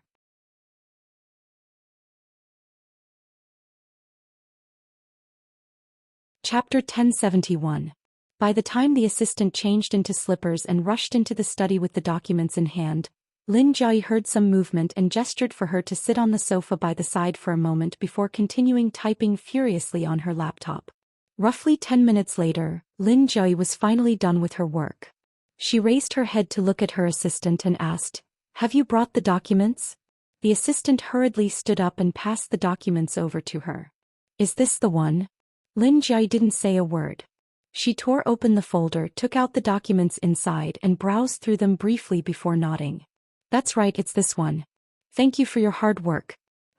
"It's fine," the assistant replied before standing in Lin Jai's study, showing no signs of leaving. Usually, the assistant would take the initiative to leave after she was done with her work, but this time she didn't leave at all. Lin Jai couldn't help but raise her head to look at her curiously. "Is there anything wrong?" The assistant moved her lips, but she didn't say a word. After confirming that there was really something wrong, Lin Jai put down the documents in her hands and asked, "What's wrong? Speak." The assistant seemed to find it hard to speak. She moved her lips several times but no words came out. Lin Jai chuckled. "You don't often act like this. If there's anything, just say it. It's fine." "It's not like that, Boss Lin. It's. The assistant stuttered for a moment before finally gritting her teeth and saying, "It's the matter that you asked me to investigate and I have some results." Lin Jai was taken aback. It took her a moment before she realized what she had asked her assistant to investigate. She nodded lightly and said, "All right, go ahead." The assistant fell silent once more. Lin Jai could guess what the assistant was thinking, so she said, "You don't have to be like that. Since I'm the one who asked you to investigate, I'm willing to listen to whatever the results are. Feel free to speak your mind." "All right, I'll speak then." After asking the question, Lin Jai shot him an encouraging look before speaking up. "Everything that the man who caused a ruckus in our company has said is true. Mr. Qin really used your name to scam him of 500,000 renminbi. Mr. Qin not only cheated this person, but he also cheated other companies. He cheated them all because he was your boyfriend and soon to be your fiancé. The accumulated money is almost 3 million yuan. One of the companies declared bankruptcy because he cheated them of 800,000 yuan. The boss asked Mr. Qin for money, but Mr. Qin found some gangsters to threaten him. In addition, when Mr. Qin talks to others about business and cooperation, he will mention your name. Many times when he meets with clients, the reason why he brings you with him is to make it easier for him to reach cooperation. It was President Chen who told me that he didn't want to cooperate with Mr. Qin, but Mr. Qin threatened him, saying that if he didn't cooperate with him, he would also stop the cooperation between Lin's enterprise and him. Mr. Qin often gambles and owes a lot of gambling debts. However, no one is chasing him because of you." At this point, the assistant paused to observe Lin Jai's expression. Seeing that she was still calm, she continued, "Other than that, I've already dialed the number that you asked me to. I didn't reveal our identity, but I've already gotten a rough idea of the situation on the other side. The owner of that number is Song Ying, a Shanghai native. She's the daughter of a small company as well as Mr. Qin's wife."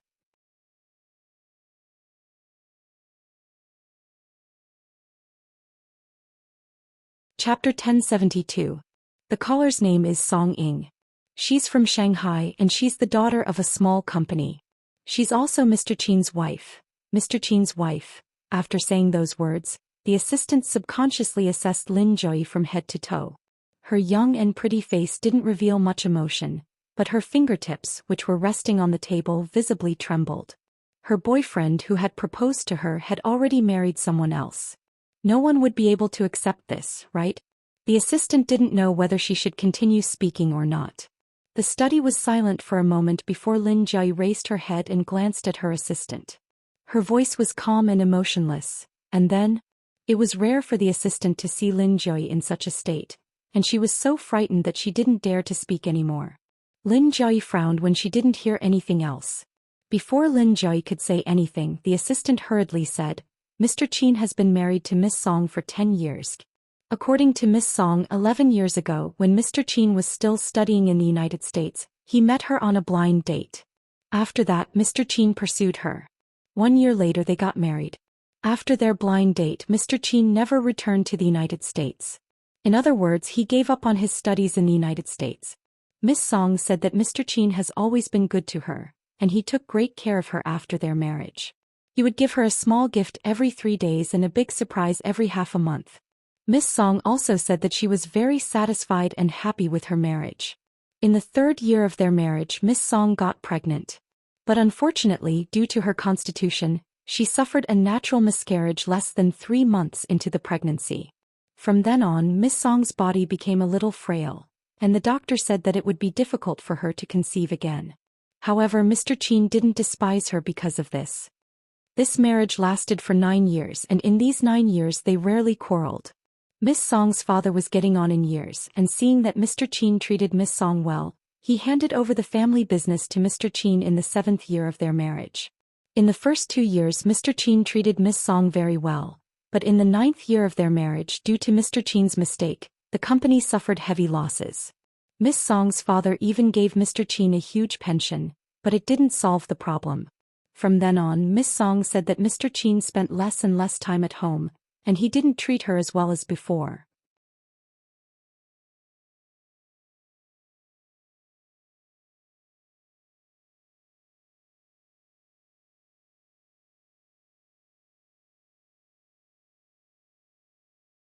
Chapter 1074. As the door to the study was closed, Lin Jui suddenly felt that the surroundings around her had fallen silent. The assistant had told her a lot of things and she had actually heard them all in her mind and remembered them in her heart, but she just couldn't understand what the assistant's words meant. She had no idea how long she had been sitting at her desk, but she couldn't help but feel a little stuffy. She wanted to go out for some fresh air, but by the time she came back to her senses, she was already on the streets. She didn't wear a coat and she didn't change out of her shoes either. All she had on her was her phone. The winter night was very cold outside, but at this moment she inexplicably liked this kind of howling, bone-chilling wind. It could make her more clear-headed, and it could also make her face the truth more rationally. She thought that she might have walked aimlessly on the streets for too long after leaving home, so her feet were starting to hurt. She didn't feel like walking anymore, so she found a random seat by the roadside and sat down. She thought about it seriously for a while and remembered that when she left the house she had changed the password because Enchanting knew it. Then when she was in the elevator she had blocked Enchanting's phone number. When she reached the first floor she told the receptionist on duty to stop Enchanting outside the building and not let him into the elevator if he ever came again. She wasn't wrong, this was her style. She wasn't a person who liked to drag things out, and indecisiveness wasn't in her nature either. Enchanting was already in such a state. So if she didn't make a swift decision, would she be able to live through the new year? In truth, she didn't feel that bad when he used her name to scam people in Beijing. He was married for 10 years and he had a wife named Song Ying. She didn't feel that bad either. When he reunited with her, he thought that she was a good person, so he wanted to hug her, so he abandoned his wife. She didn't feel that bad either. But when he told his wife about their time in the United States, he treated it as a story of the past. He even said that he had never lost his memory, and that his accident was just a play that he directed. Yet it still made her feel terrible. He didn't know her background and yet he still wanted to soar to the top? Sure. He should have told her that she, Lin Jui, had never lacked a backbone. If he didn't love her she would have let him go without any hesitation. Yet he actually faked his death to escape from her, leaving her with a love that she thought to be a beautiful one that she guarded with all her heart for 11 years. 11 years. From the age of 19 to 30, a woman's best years in youth had been spent on him, and the result? In the end, the outcome was that her sincerity had been fed to the dogs. As for the question of whether it was worth it or not, she really didn't want to pursue it. Since things had already come to this, she had chosen the path and she had no complaints. The only thing that she couldn't accept was that the beautiful dream she had when she was young was really just a dream. Some people. What they feared the most was a sudden death because once they died, the only thing they would remember was the good. Perhaps Enchanting really wasn't that good after all. It was his death and her sudden loss that made her endlessly beautify him in her mind. Eventually he became the white moonlight in her heart, the white moonlight that no one could surpass. Did she love him? Did she really love him?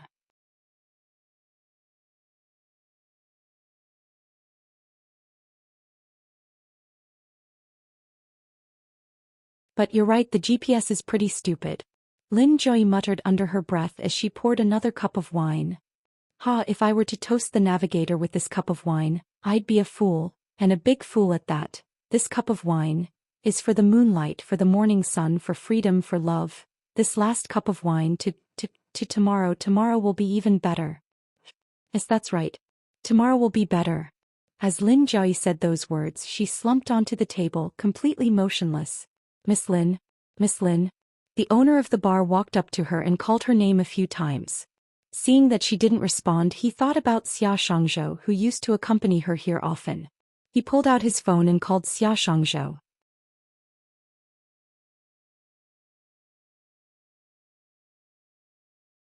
Chapter 1076. After resigning from the Lin family, Xia Shangzhou had visited the bar a few times. So as soon as the owner of the bar reported his attendance, Xia Shangzhou immediately responded, I know. May I know what's the matter? It's like this, Mr. Xia. Your boss is drunk right now. Is it convenient for you now? Can you come over and pick her up? Boss? Xia Shangzhou subconsciously asked. But before the owner of the bar could reply, he suddenly realized something and asked, Boss Lin? It's Miss Lin. There are more and more customers here, so it's a little inconvenient for me to take care of her.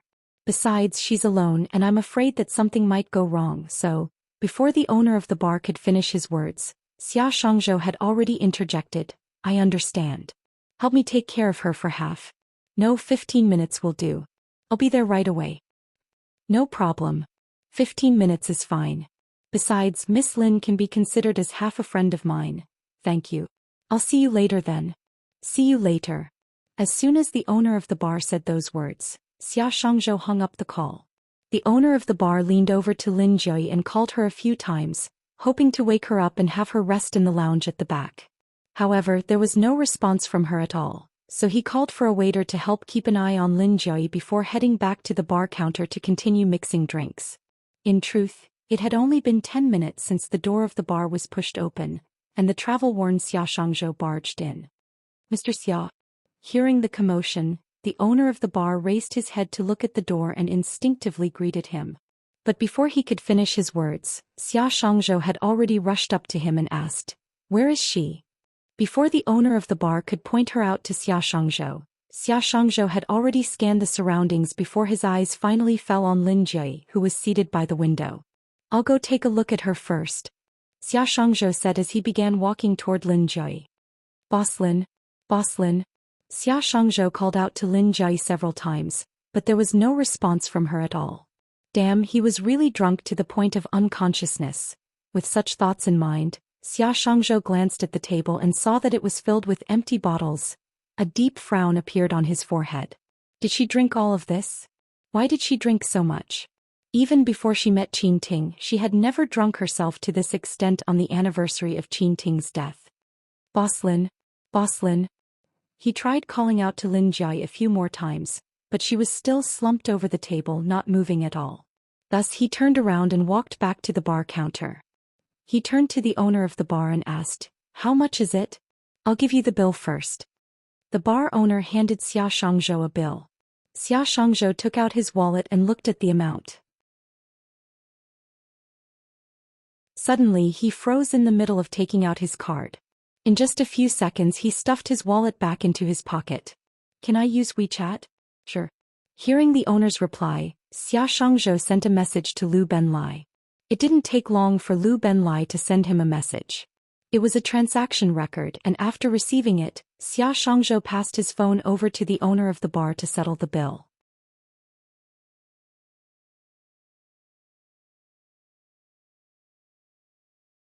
Chapter 1077. By the roadside, Xia Shangzhou flagged down a taxi and carried Lin Jie into the car. After reporting Lin Jia's home address to the driver, he realized that Lin Jia had run out of her house in her home clothes. She was only wearing slippers and she didn't even have a thick coat on. Lin Jia had always been a beauty freak. Even if it was just a simple trip to the supermarket to buy something, she would still choose a beautiful outfit before she would leave the house. What was wrong with her today? Even though Lin Jia was so drunk that Xia Shangzhou had no idea what was going on, he couldn't help but worry for her. He must have met with something really upsetting, right? It shouldn't be something related to work. After all, if it was something related to work, it had to be something really troublesome for her. His former colleagues would surely tell him about it. And for her, it shouldn't be something related to her personal life either. So the only thing left was her relationship with Enchanting. Did something happen between her and Enchanting? Indeed, only Enchanting would make her sad, heartbroken, and drunk. With such thoughts in mind, Xia Shangzhou couldn't help but feel a little sour in his heart. Soon they arrived at Lin Jia's apartment. After alighting from the taxi with Lin Jia in his arms, Xia Shangzhou quickly rushed into the elevator and headed upstairs. When they arrived at Lin Jia's house, Xia Shangzhou placed Lin Jia on the ground and entered the passcode with one hand. Her passcode was her birthday. He had memorized it by heart, but no matter how many times he tried, he couldn't get the passcode correct. Did Lin Jia change her passcode? Xia Shangzhou tried again, but the passcode was still incorrect. Left with no choice, he tried waking Lin Jia up, but Lin Jia was leaning unsteadily on his shoulder, not knowing who he was or what he was talking about. Eventually, Xia Shangzhou tried searching for Lin Jia's house key, only to realize that she didn't even bring her bag out. It seemed like he wouldn't be able to enter her house. But he couldn't send her to the Lin family mansion either. If the people there saw her drunk like this, they would surely reprimand her the next day. She couldn't go to the hotel either. She didn't even have her identity card with her, so she couldn't stay there even if she wanted to. After a moment of contemplation, Xia Shangzhou could only carry Lin Jia back down the stairs, hail a cab and bring her back to his home. His home was no longer the house he used to rent, but the small apartment he bought with a loan 2 years ago. It was renovated at the beginning of the year and had been there for half a year. He just moved in last month. Upon arriving at the entrance of his house, Xia Shangzhou took out his keys and opened the door. After which, he carried Lin Jia in and placed her on the sofa before walking to the door and closing it. After which, he opened the shoe cabinet and rummaged through it for a long time before he finally found a pair of slippers that he hadn't worn before. Walking over to her, he bent down and helped her change her slippers. When he changed her shoes, his fingertips touched the tips of her feet, and he found that it was bone-chilling. He picked up her slippers and squatted in front of her for a while. Then he got up and went to the bathroom. Not long after, he walked over to her with a basin of steaming hot water. He knelt down again and carefully placed her feet in the basin.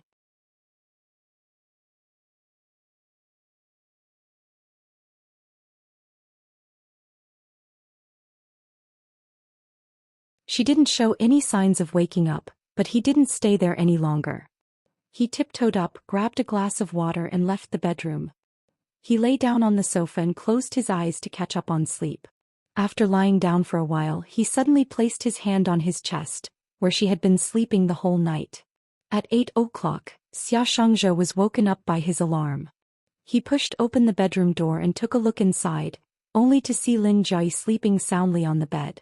Not waking her up, he headed straight to the bathroom to take a shower before changing into a set of clean clothes. After which he headed out to buy breakfast.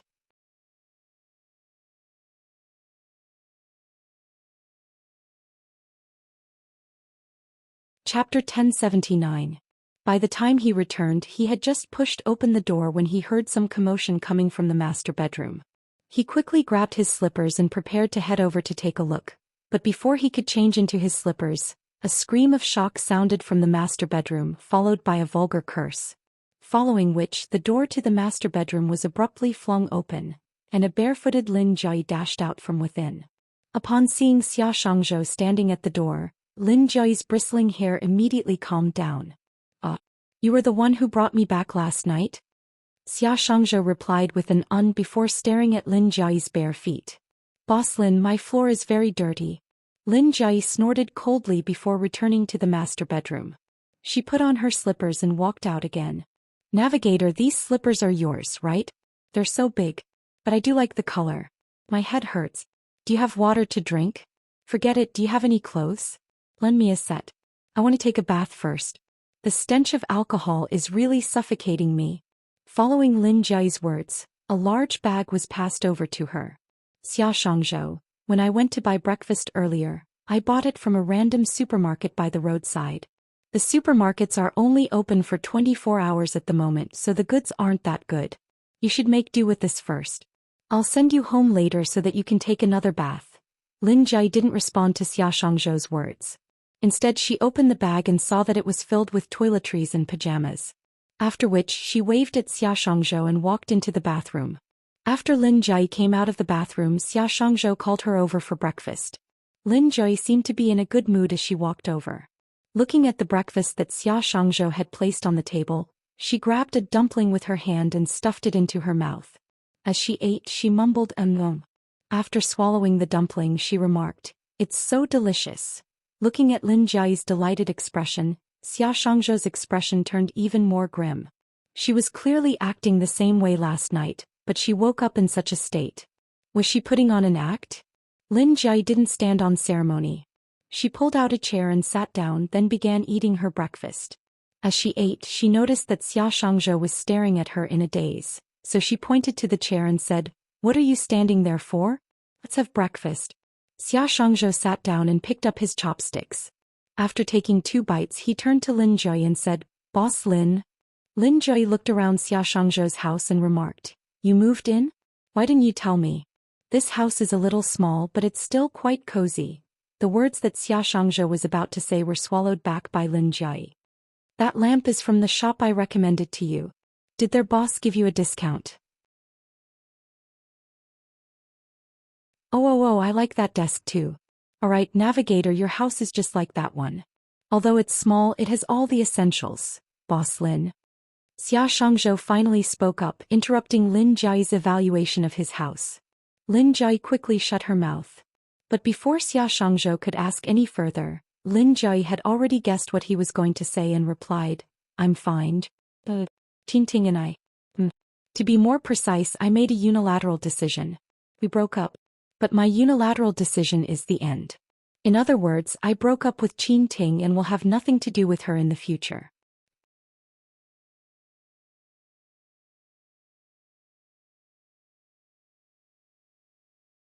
Chapter 1080. Break up? Xia Shangzhou asked in bewilderment, as if he had just heard the most unbelievable word in the world. "That's right," Lin Jia replied firmly. A moment later, she spoke up once more, and it was hard to tell whether she was speaking to Xia Shangzhou or herself. "We broke up." Broke up? She said that she broke up with Enchanting. He had already guessed last night that something might have happened between her and Enchanting, but he didn't think that it would be so serious, to the extent that they would break up. He had seen how much she liked him over the years, so for her to make such a decision, Enchanting must have done something really overboard, right? Putting Enchanting aside, she must be feeling awful at the moment, right? But that was to be expected. If she wasn't feeling awful, why would she put herself in such a pathetic state last night? To Xia Shangzhou, this was clearly a piece of good news, but he couldn't bring himself to feel the slightest bit of joy. Instead, he felt even more worried. He stared at Lin Jia for a moment before moving his lips once more, "Lin," but before he could finish his words, Lin Jia had already interjected with a smile, "All right, the best time of the day is morning. I don't want to talk about unhappy matters and unworthy people so early in the morning, so, Navigator, let's have breakfast and talk about something happy, alright?" Just as Xia Shangzhou was about to ask Lin Jia what had happened, his words got stuck in his throat, and he found himself unable to speak anymore. He stared at her for a moment, but he couldn't tell if she had really let it go, or if she was trying her best to let it go, or if she was simply too deeply hurt to touch it. His worry deepened, but when he spoke up once more, he changed the topic. "Sure, what do you want to talk about? Do you want to talk about my house or the breakfast before you? Either is fine." Lin Jia took a sip of her porridge before raising her head to look at the ceiling. "The lamp on the dining table is not bad. And I bought it online. Those flowers on the balcony, are they all yours?" "That's right. Not bad. I didn't think that you would be an expert in gardening, Navigator." Before they knew it, the two of them had finished their breakfast.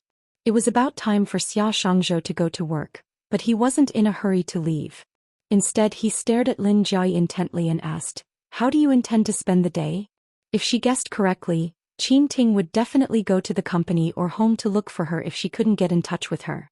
Therefore, she didn't really want to go to work, nor did she really want to go home. She didn't want to go back to the old mansion to listen to her family urging her to get married. Lin Jiayi pondered for a moment before asking, "Can I stay here with you?" "Yes, of course." As Xia Shangzhou spoke, he pointed at his house. "My house isn't big and I only have this much stuff. So, feel free to do whatever you want. Just treat this as your own home. Thank you, navigator."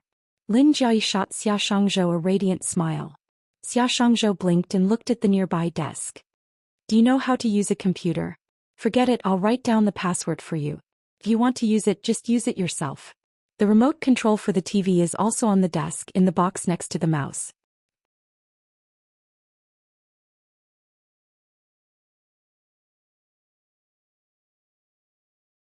Chapter 1081.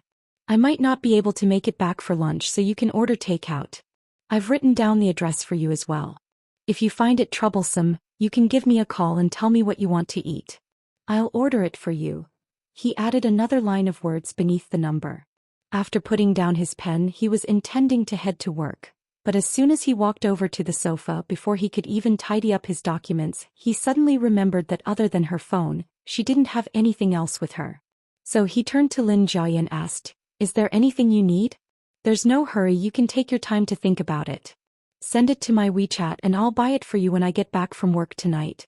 Also, recalling that Lin Jiayi didn't have her wallet with her, the navigator realized that she probably didn't have much change on her.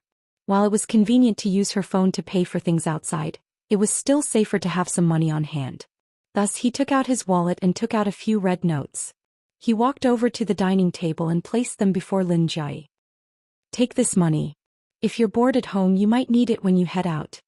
After saying all that he needed to say, Xia Shangzhou confirmed that there was nothing else he wanted to say, so he said, "I'll be heading to work first. If you're feeling sleepy, you should catch up on your sleep."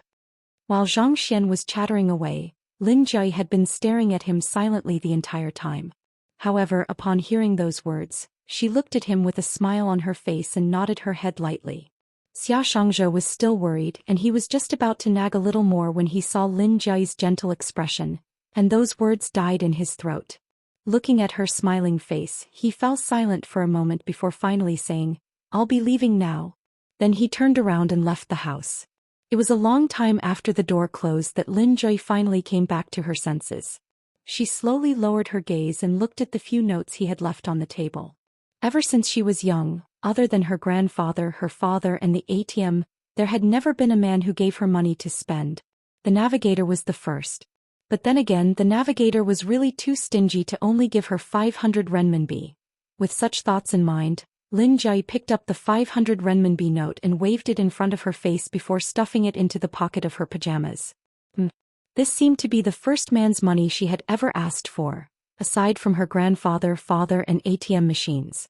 It just so happened that Lin Jiayi was wrapping up all of her work recently, so it didn't really matter if she wasn't in the company. She called her assistant and told her that she wouldn't be going to the company for the next few days. She also told her assistant not to tell anyone about her whereabouts. She also told her to contact her if there was anything. After hanging up, she completely forgot about work in Enchanting. She stayed in Xia Shangzhou's house playing games, watching TV, scrolling through Weibo and watching live broadcast. Unknowingly, the entire morning had passed. When she picked up the phone that had run out of battery and was charging on Xia Shangzhou's desk, she saw that Xia Shangzhou had sent her a WeChat message. In the hour that she was not looking at her phone, Xia Shangzhou had sent her several messages. "What are you doing? Why aren't you talking? It's almost noon. What do you want to eat?"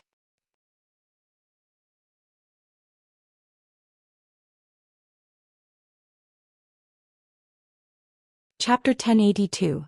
Even though Xia Shangzhou didn't ask about what had happened between her and Enchanting, nor did he console her, Lin Jiayi knew that the reason why Xia Shangzhou would send her a message every once in a while was because he was worried about her. Was she really getting old? Was she getting old? She suddenly realized that the navigator's actions were far more romantic than the way Enchanting chased after her in the United States. It was just like that morning when she told him that she wanted to stay at his place, and before he left he had told her those bits and pieces. Back then, when she looked at his silhouette and listened to his voice, she couldn't help but feel a sense of warmth and comfort. While Lin Jui was in a daze, her phone suddenly rang. She snapped out of her daze and glanced at the screen. It was a call from Xia Shangzhou. She picked up the call, but before she could say a word she heard his anxious voice through the phone. "Boss Lin, are you all right?" "I'm fine." Lin Jui couldn't help but think that she was acting like a coquettish little girl. To think that she would actually feel like crying upon hearing the navigator's words. This really wasn't in line with her persona. "Oh, I saw that you weren't replying to my message, so I thought that you..." Before Xia Shangzhou could finish his words, Lin Jui had already interjected. "I was watching a live stream when my phone ran out of battery, so I placed it by the side to charge it up. After that, I went to watch a movie, so I didn't pay much attention to my phone. I was just about to pick up my phone to reply to your message when you suddenly called me." Oh. Xia Shangzhou nodded a few times before his tone visibly relaxed. "Have you had lunch yet? Do you want me to go back?" "There's no need for that. I'm not hungry at the moment. I'll order something to eat when I'm hungry. You should get back to work." "All right then. Give me a call if you need anything." "Got it." Lin Jui stayed at Xia Shangzhou's place for an entire week. In this week she didn't go to the office and she didn't return home either. In the past week she had received 20 calls from her assistant. Half of the calls were about Enchanting looking for her again.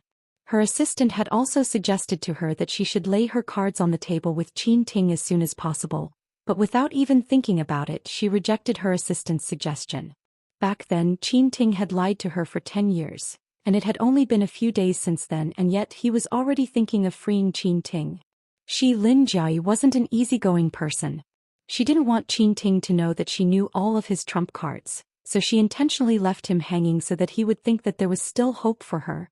Over the past week Lin Jui had even gone to the market to buy some groceries. They were all her favorites, and of course Xia Shangzhou had prepared them for her after he got off work. Over the past week, Lin Jui had been trying to clean up Xia Shangzhou's home, but in the end she accidentally broke one of his ornaments. Over the past week Lin Jui had also tried to wash Xia Shangzhou's clothes, but in the end she failed to separate his underwear, shirt and pants. Over the past week on a whim Lin Jui had even made a dinner for him. She had followed the steps on the internet to make it, and while it looked passable the taste was rather average. She didn't eat a single bite, but Xia Shangzhou seemed to be enjoying it very much.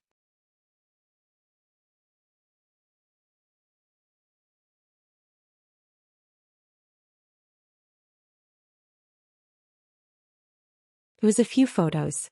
Enchanting had changed from standing and shouting to kneeling with a serious face. There were several text messages below that could help with haircutting. "Boss Lin, what should we do? Mr. Chen said that if you don't show up he will keep kneeling." "He'll kneel until you show up." Lin Jui replied to her assistant's message nonchalantly as she headed to the kitchen to pour herself a glass of water. "If he wants to kneel, let him kneel.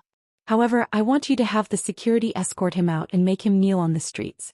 If he causes a ruckus, call the police. Don't tell him that it's me. Just tell him that it's an ATM machine." "Oh, the ATM machine is Lin Jui." After replying to the message, Lin Jui picked up the glass of water and sat in front of the study table. She switched on her laptop, and while waiting for it to boot up she felt bored. So she reached out and pulled on the drawer of Xia Shangzhou's study table, and she saw something exceptionally familiar in one of the drawers.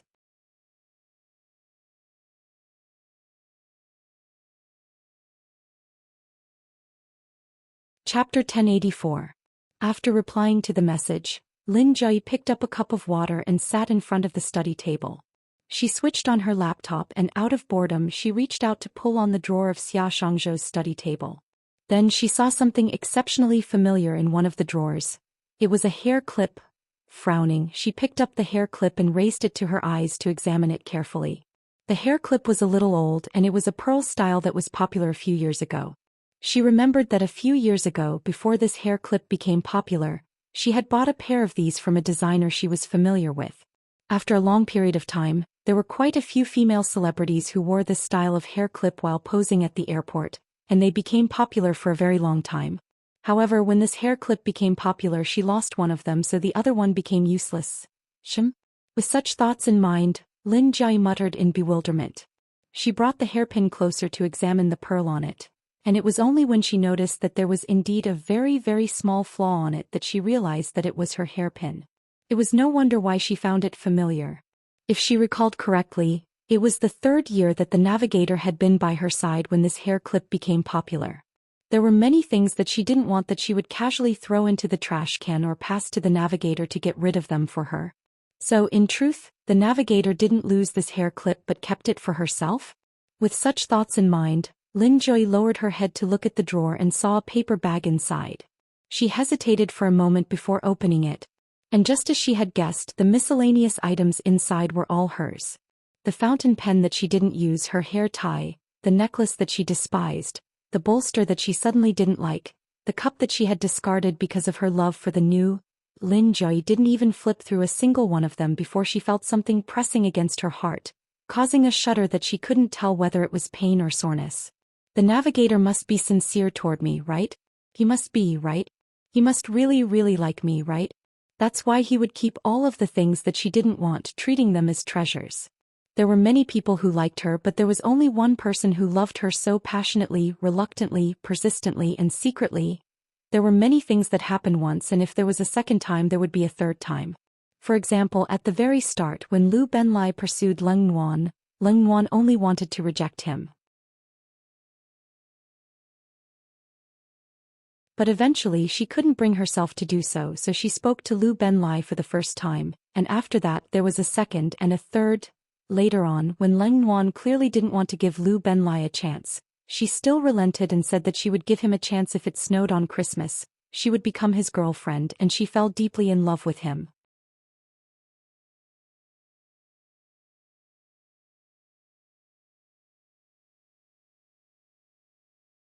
Chapter 1085.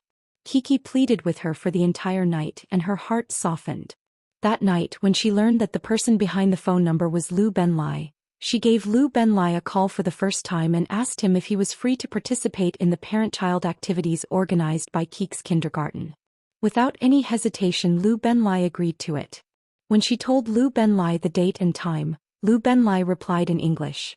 Leng Nuan was a graduate of Ji University's English faculty. To her, those words couldn't be any easier to understand. That was something that only people like waiters would say. There were very few waiters in China who knew how to speak English, so Lu Benlai was. With such thoughts in mind, Leng Nuan asked, "Aren't in the country?" Lu Benlai, He's on a business trip in America. Back in the United States. There were only 18 hours left until Coco's kindergarten event. He could make it back in time, but wasn't that too much of a rush? After all, flying alone would take 12 hours. Leng Nuan subconsciously spoke up once more. "Why don't we just forget about it? We'll talk about it next time. I'll have a good talk with Kiki." "Oh, there's no need for that. It's fine, I'll be able to rush back." A second after Lu Benlai said those words, the attendant beside him spoke up once more. Before the attendant could finish his words, Lu Benlai had already stopped him. However, through the few words that Leng Nuan heard, she could roughly tell that Lu Benlai had just arrived in the United States and had just checked in at the hotel. She was just about to speak up to tell Lu Benlai that there was really no need to go through so much trouble. But before she could say anything, Lu Benlai had already said, "I'll talk to you later. I'll be hanging up first." After which he hung up the phone. The next day at 2:00 in the afternoon, it was time for Kiki's kindergarten's parent-child activities. Leng Nuan worked in the company in the morning, and at noon she applied for a day off from her leader. After which she returned home and changed into casual clothes, preparing to head to kindergarten. She thought that even if Lu Benlai had rushed back, he would have headed straight to kindergarten. Never did she expect to see Lu Benlai's car parked at his favorite spot after she changed her clothes and headed downstairs. Perhaps the people in the car saw her coming out of the building and rolled down the window. Seated in the back seat, Lu Benlai's face appeared before her eyes. She didn't tell him to wear casual clothes in advance, but he had already changed into casual clothes. He looked fine except for the dark circles under his eyes. Get in the car? I'll bring you there." Hearing Lu Benlai's words, the chauffeur immediately got out of the car and ran over to Leng Nuan's side to open the car door for her. Leng Wan stared at Lu Benlai, who was seated inside without moving.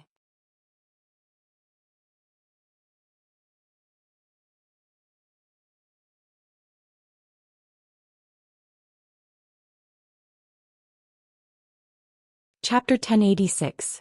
Of course, the children definitely couldn't make any cookies. They all used the dough as a toy, so things like cookies were made by their parents. Many of the children around got along well with their parents and cooperated well. As Lu Benlai and Leng Wan didn't interact much with one another, the two of them were busy with their own tasks.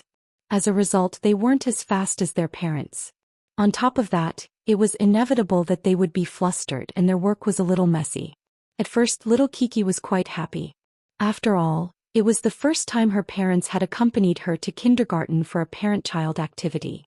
But as time went on, she realized that the people around her had a lot of teddy bears and other small animal biscuits coming out, but her parents hadn't come out at all. She immediately started to urge them and her eyes turned red. Lu Benlai doted on little Kiki the most. Seeing that she didn't even cry, Lu Benlai immediately started coaxing her. As his interaction with Leng Wan was too stiff, some of the parents nearby also noticed them. In order not to upset Kiki too much and to prevent others from gossiping about her, Lu Benlai and Leng Wan gradually began to interact with one another. Although they weren't as fast as the other parents, with their cooperation, cute animal biscuits fell into Coco's sight one by one. When the biscuits were sent into the oven, the kindergarten teacher arranged a new game for everyone while waiting for the biscuits to be cooked. It was a race. However, the premise was that the parents had to carry the baby with their left hand and right hand respectively. After the competition ended, the biscuits were almost done. Everyone took their biscuits to their own tables and began to taste the biscuits they had made. In some loving couples, the father would feed the mother and the mother would feed the father, so Coco raised her head and made the same request. Lu Benlai and Leng Wan didn't reject her, but Lu Benlai fed the biscuits smoothly. On the other hand, Leng Wan had to be urged twice by Coco before she finally brought the biscuit to Lu Benlai's mouth.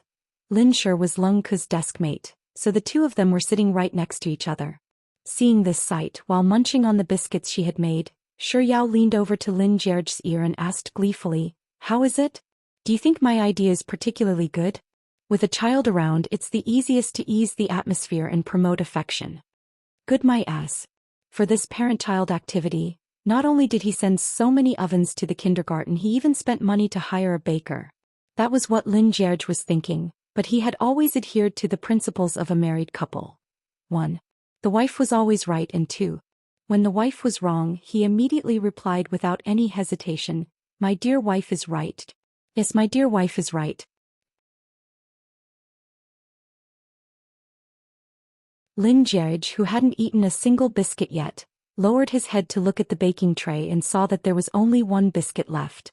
Just as he was about to take the biscuit, Shi Yao's hand reached over and snatched it away. Of course, he didn't dare to snatch Shi Yao away from her, so he turned his demonic claws to his son instead. At some point in time, little friend Lin Shi, who had been loitering around him a moment ago, had secretly taken a bunch of biscuits with him and was walking over to Leng Wan, Lu Benlai and little Keek's table. With an adorable look on his face, he offered them biscuits. "Uncle Lu, I'll treat you to some biscuits I made myself."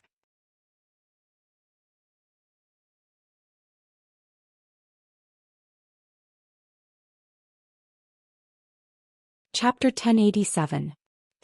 Lin Jie, who did such a fawning and attentive son, take after? "Little crybaby, eat this. Little crybaby, don't you think this puppy looks a lot like you? You're the puppy." Coco's eyes reddened. Lin Jie, who did the son with such a cheap mouth take after? Had he not heard of this saying before? His mouth felt good for a moment, but the crematorium for chasing after his wife? It didn't take long for Kobayashi to return with the biscuits that Leng Wan and Lu Benlai had made for him in Leng Wan's bag. Little Snack took the biscuit and showed it to his parents like it was a treasure. "Mom, look, this is the biscuit my godmother gave me." "Daddy, look, little Kiki made this." Lin Jie looked at his son's face. Nash's expression, "You like it that much?" Who did Nathaniel's personality take after? After the event was over, Lin Jie, Shi Yao, Lu Benlai, and Leng Wan brought the two children out for a meal. While the atmosphere between Lu Benlai and Leng Wan wasn't particularly good, it was still much better than how Leng Wan had treated Lu Benlai so decisively before. After the meal, Everyone dispersed because they had brought their children. While Lu Benlai was driving Leng Wan and Coco back, Coco accidentally rolled down the car window while they were waiting at a red light. Just as Leng Wan was about to press the button back, she saw a person standing by the roadside through the car window. A person whom she would remember even if he were to be reduced to ashes. Those dark, terrifying and filthy images instantly swept into her mind. She couldn't help but tighten her grip on Coco. "Mom, it hurts. Mom, you're too much." Kiki called out a few times but Leng Wan didn't respond at all. Perplexed, Lu Benlai turned to look at Leng Wan. He called out to her a few times, but seeing that she was ignoring him, he followed her gaze and saw the man she was staring at. His expression immediately turned cold. It was the man who stopped him outside his company 4 years ago and told him that he had slept with Leng Wan. It didn't take long for the red light to turn green. However, Lu Benlai's car didn't move at all. It was only when the traffic police came over to remind him that Lu Benlai finally snapped out of his daze and started the car. Leng Wan also came back to her senses. She apologized to Kiki while coaxing her. As the car continued driving forward, Lu Benlai would occasionally glance at Leng Wan through the rearview mirror. The woman was relatively calm, but the trembling of her fingertips and the fear between her brows were obvious. If that man was her ex, she wouldn't be acting like this. After all, if it was her ex, she might be feeling hatred or sadness, but she shouldn't be feeling fear and dread. She looked like she had seen a nightmare that she didn't want to touch. What exactly happened between her and that man? Lu Benlai was perplexed throughout the entire journey. Even after he sent Leng Wan and Kiki home, he still couldn't let go of this question. He thought about it for a very long time, but he couldn't think of any possibility. In the end, he gave his assistant a call. It seemed that there were some things that he really needed to investigate personally. Lin Jai stared at the items that she had thrown away only to be collected by Xia Shangzhou for a very, very long time before she finally came back to her senses. She was originally in the mood to turn on the computer to watch a movie, but now she was no longer in the mood. She returned the things to their original positions, closed the drawer and stared out the window for a while. Then for some reason she suddenly wanted to call the GPS.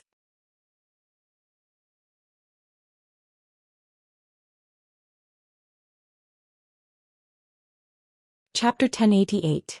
She was in the mood to watch a movie on her computer, but in an instant she was no longer in the mood to do so. She returned the items back to their original positions, closed the drawer and stared out the window for a moment. Then for some reason she suddenly felt the urge to call the navigator. That feeling grew stronger and stronger and eventually Lin Jia used this impulse to really dial Xia Shangzhou's number. The phone rang once before it was picked up. "Ms. Lin." In truth, Lin Jia didn't know what she wanted to talk to Xia Shangzhou about.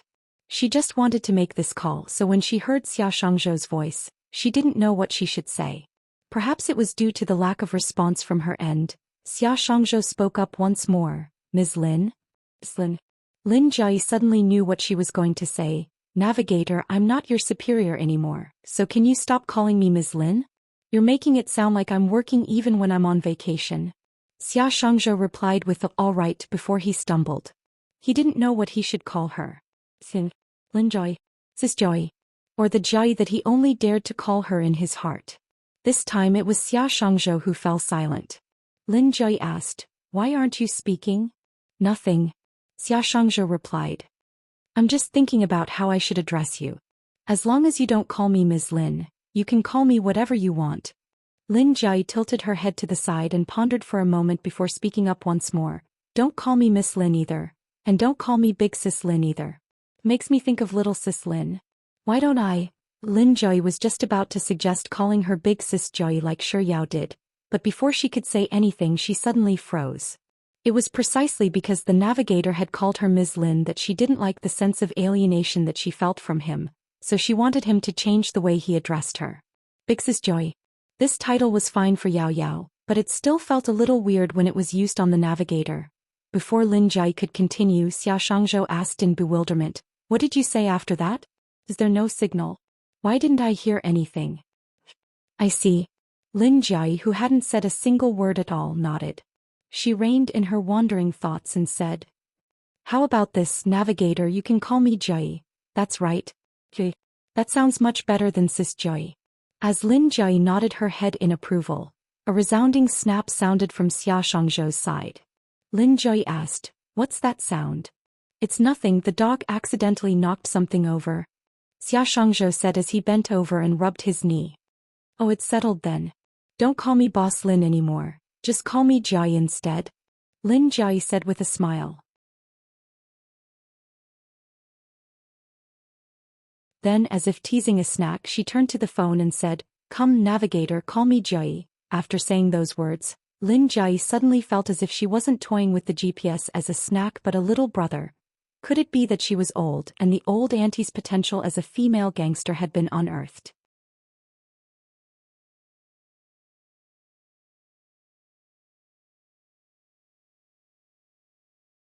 Chapter 1089.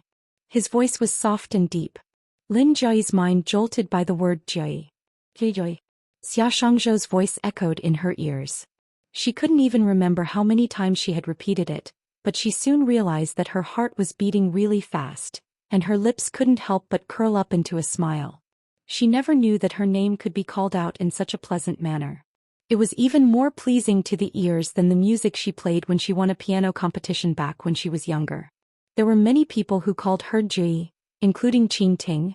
She hadn't been this happy when Enchanting called her that. The navigator sure was an exception. On the other end of the line, Lin Jai was completely immersed in her own thoughts. On the other end of the line, Xia Shangzhou's heart was pounding furiously, and even his palms were covered in a layer of sweat. Even though she didn't know what was going on through the other end of the line, he was still afraid that she would see through his thoughts through that single word. After calming himself down, he hurriedly changed the topic. "Right, did you call me for something?" "It's nothing much." Lin Jai racked her brains for a moment before replying. "It's just that. Shall we go out for dinner tonight? I haven't been to Beijing World Hotel for a long time, and I suddenly feel like eating their crab tofu." "Oh sure." After replying to Lin Jai's words, Xia Shangzhou paused for 2 seconds before continuing. "I'm almost done here. I should be home in around an hour, so make some preparations. I'll be home by then, so let's head out for dinner." "All right." After hanging up the call, Lin Jai leaned against the chair for a moment before heading to the bathroom. After the incident with Enchanting, she didn't bring anything with her when she left home.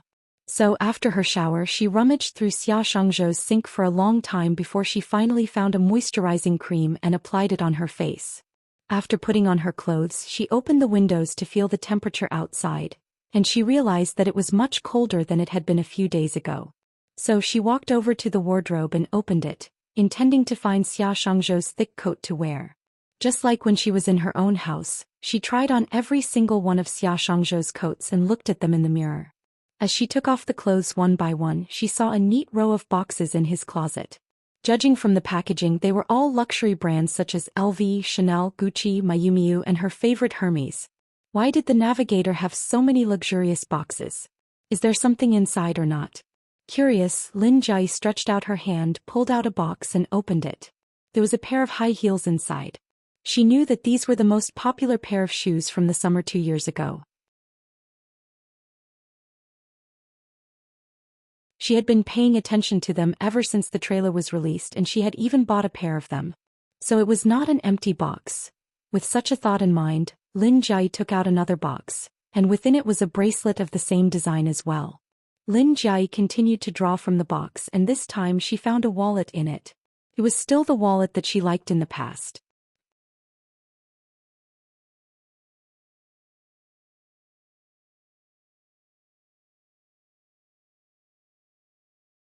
Chapter 1090. She couldn't be any more familiar with this bag.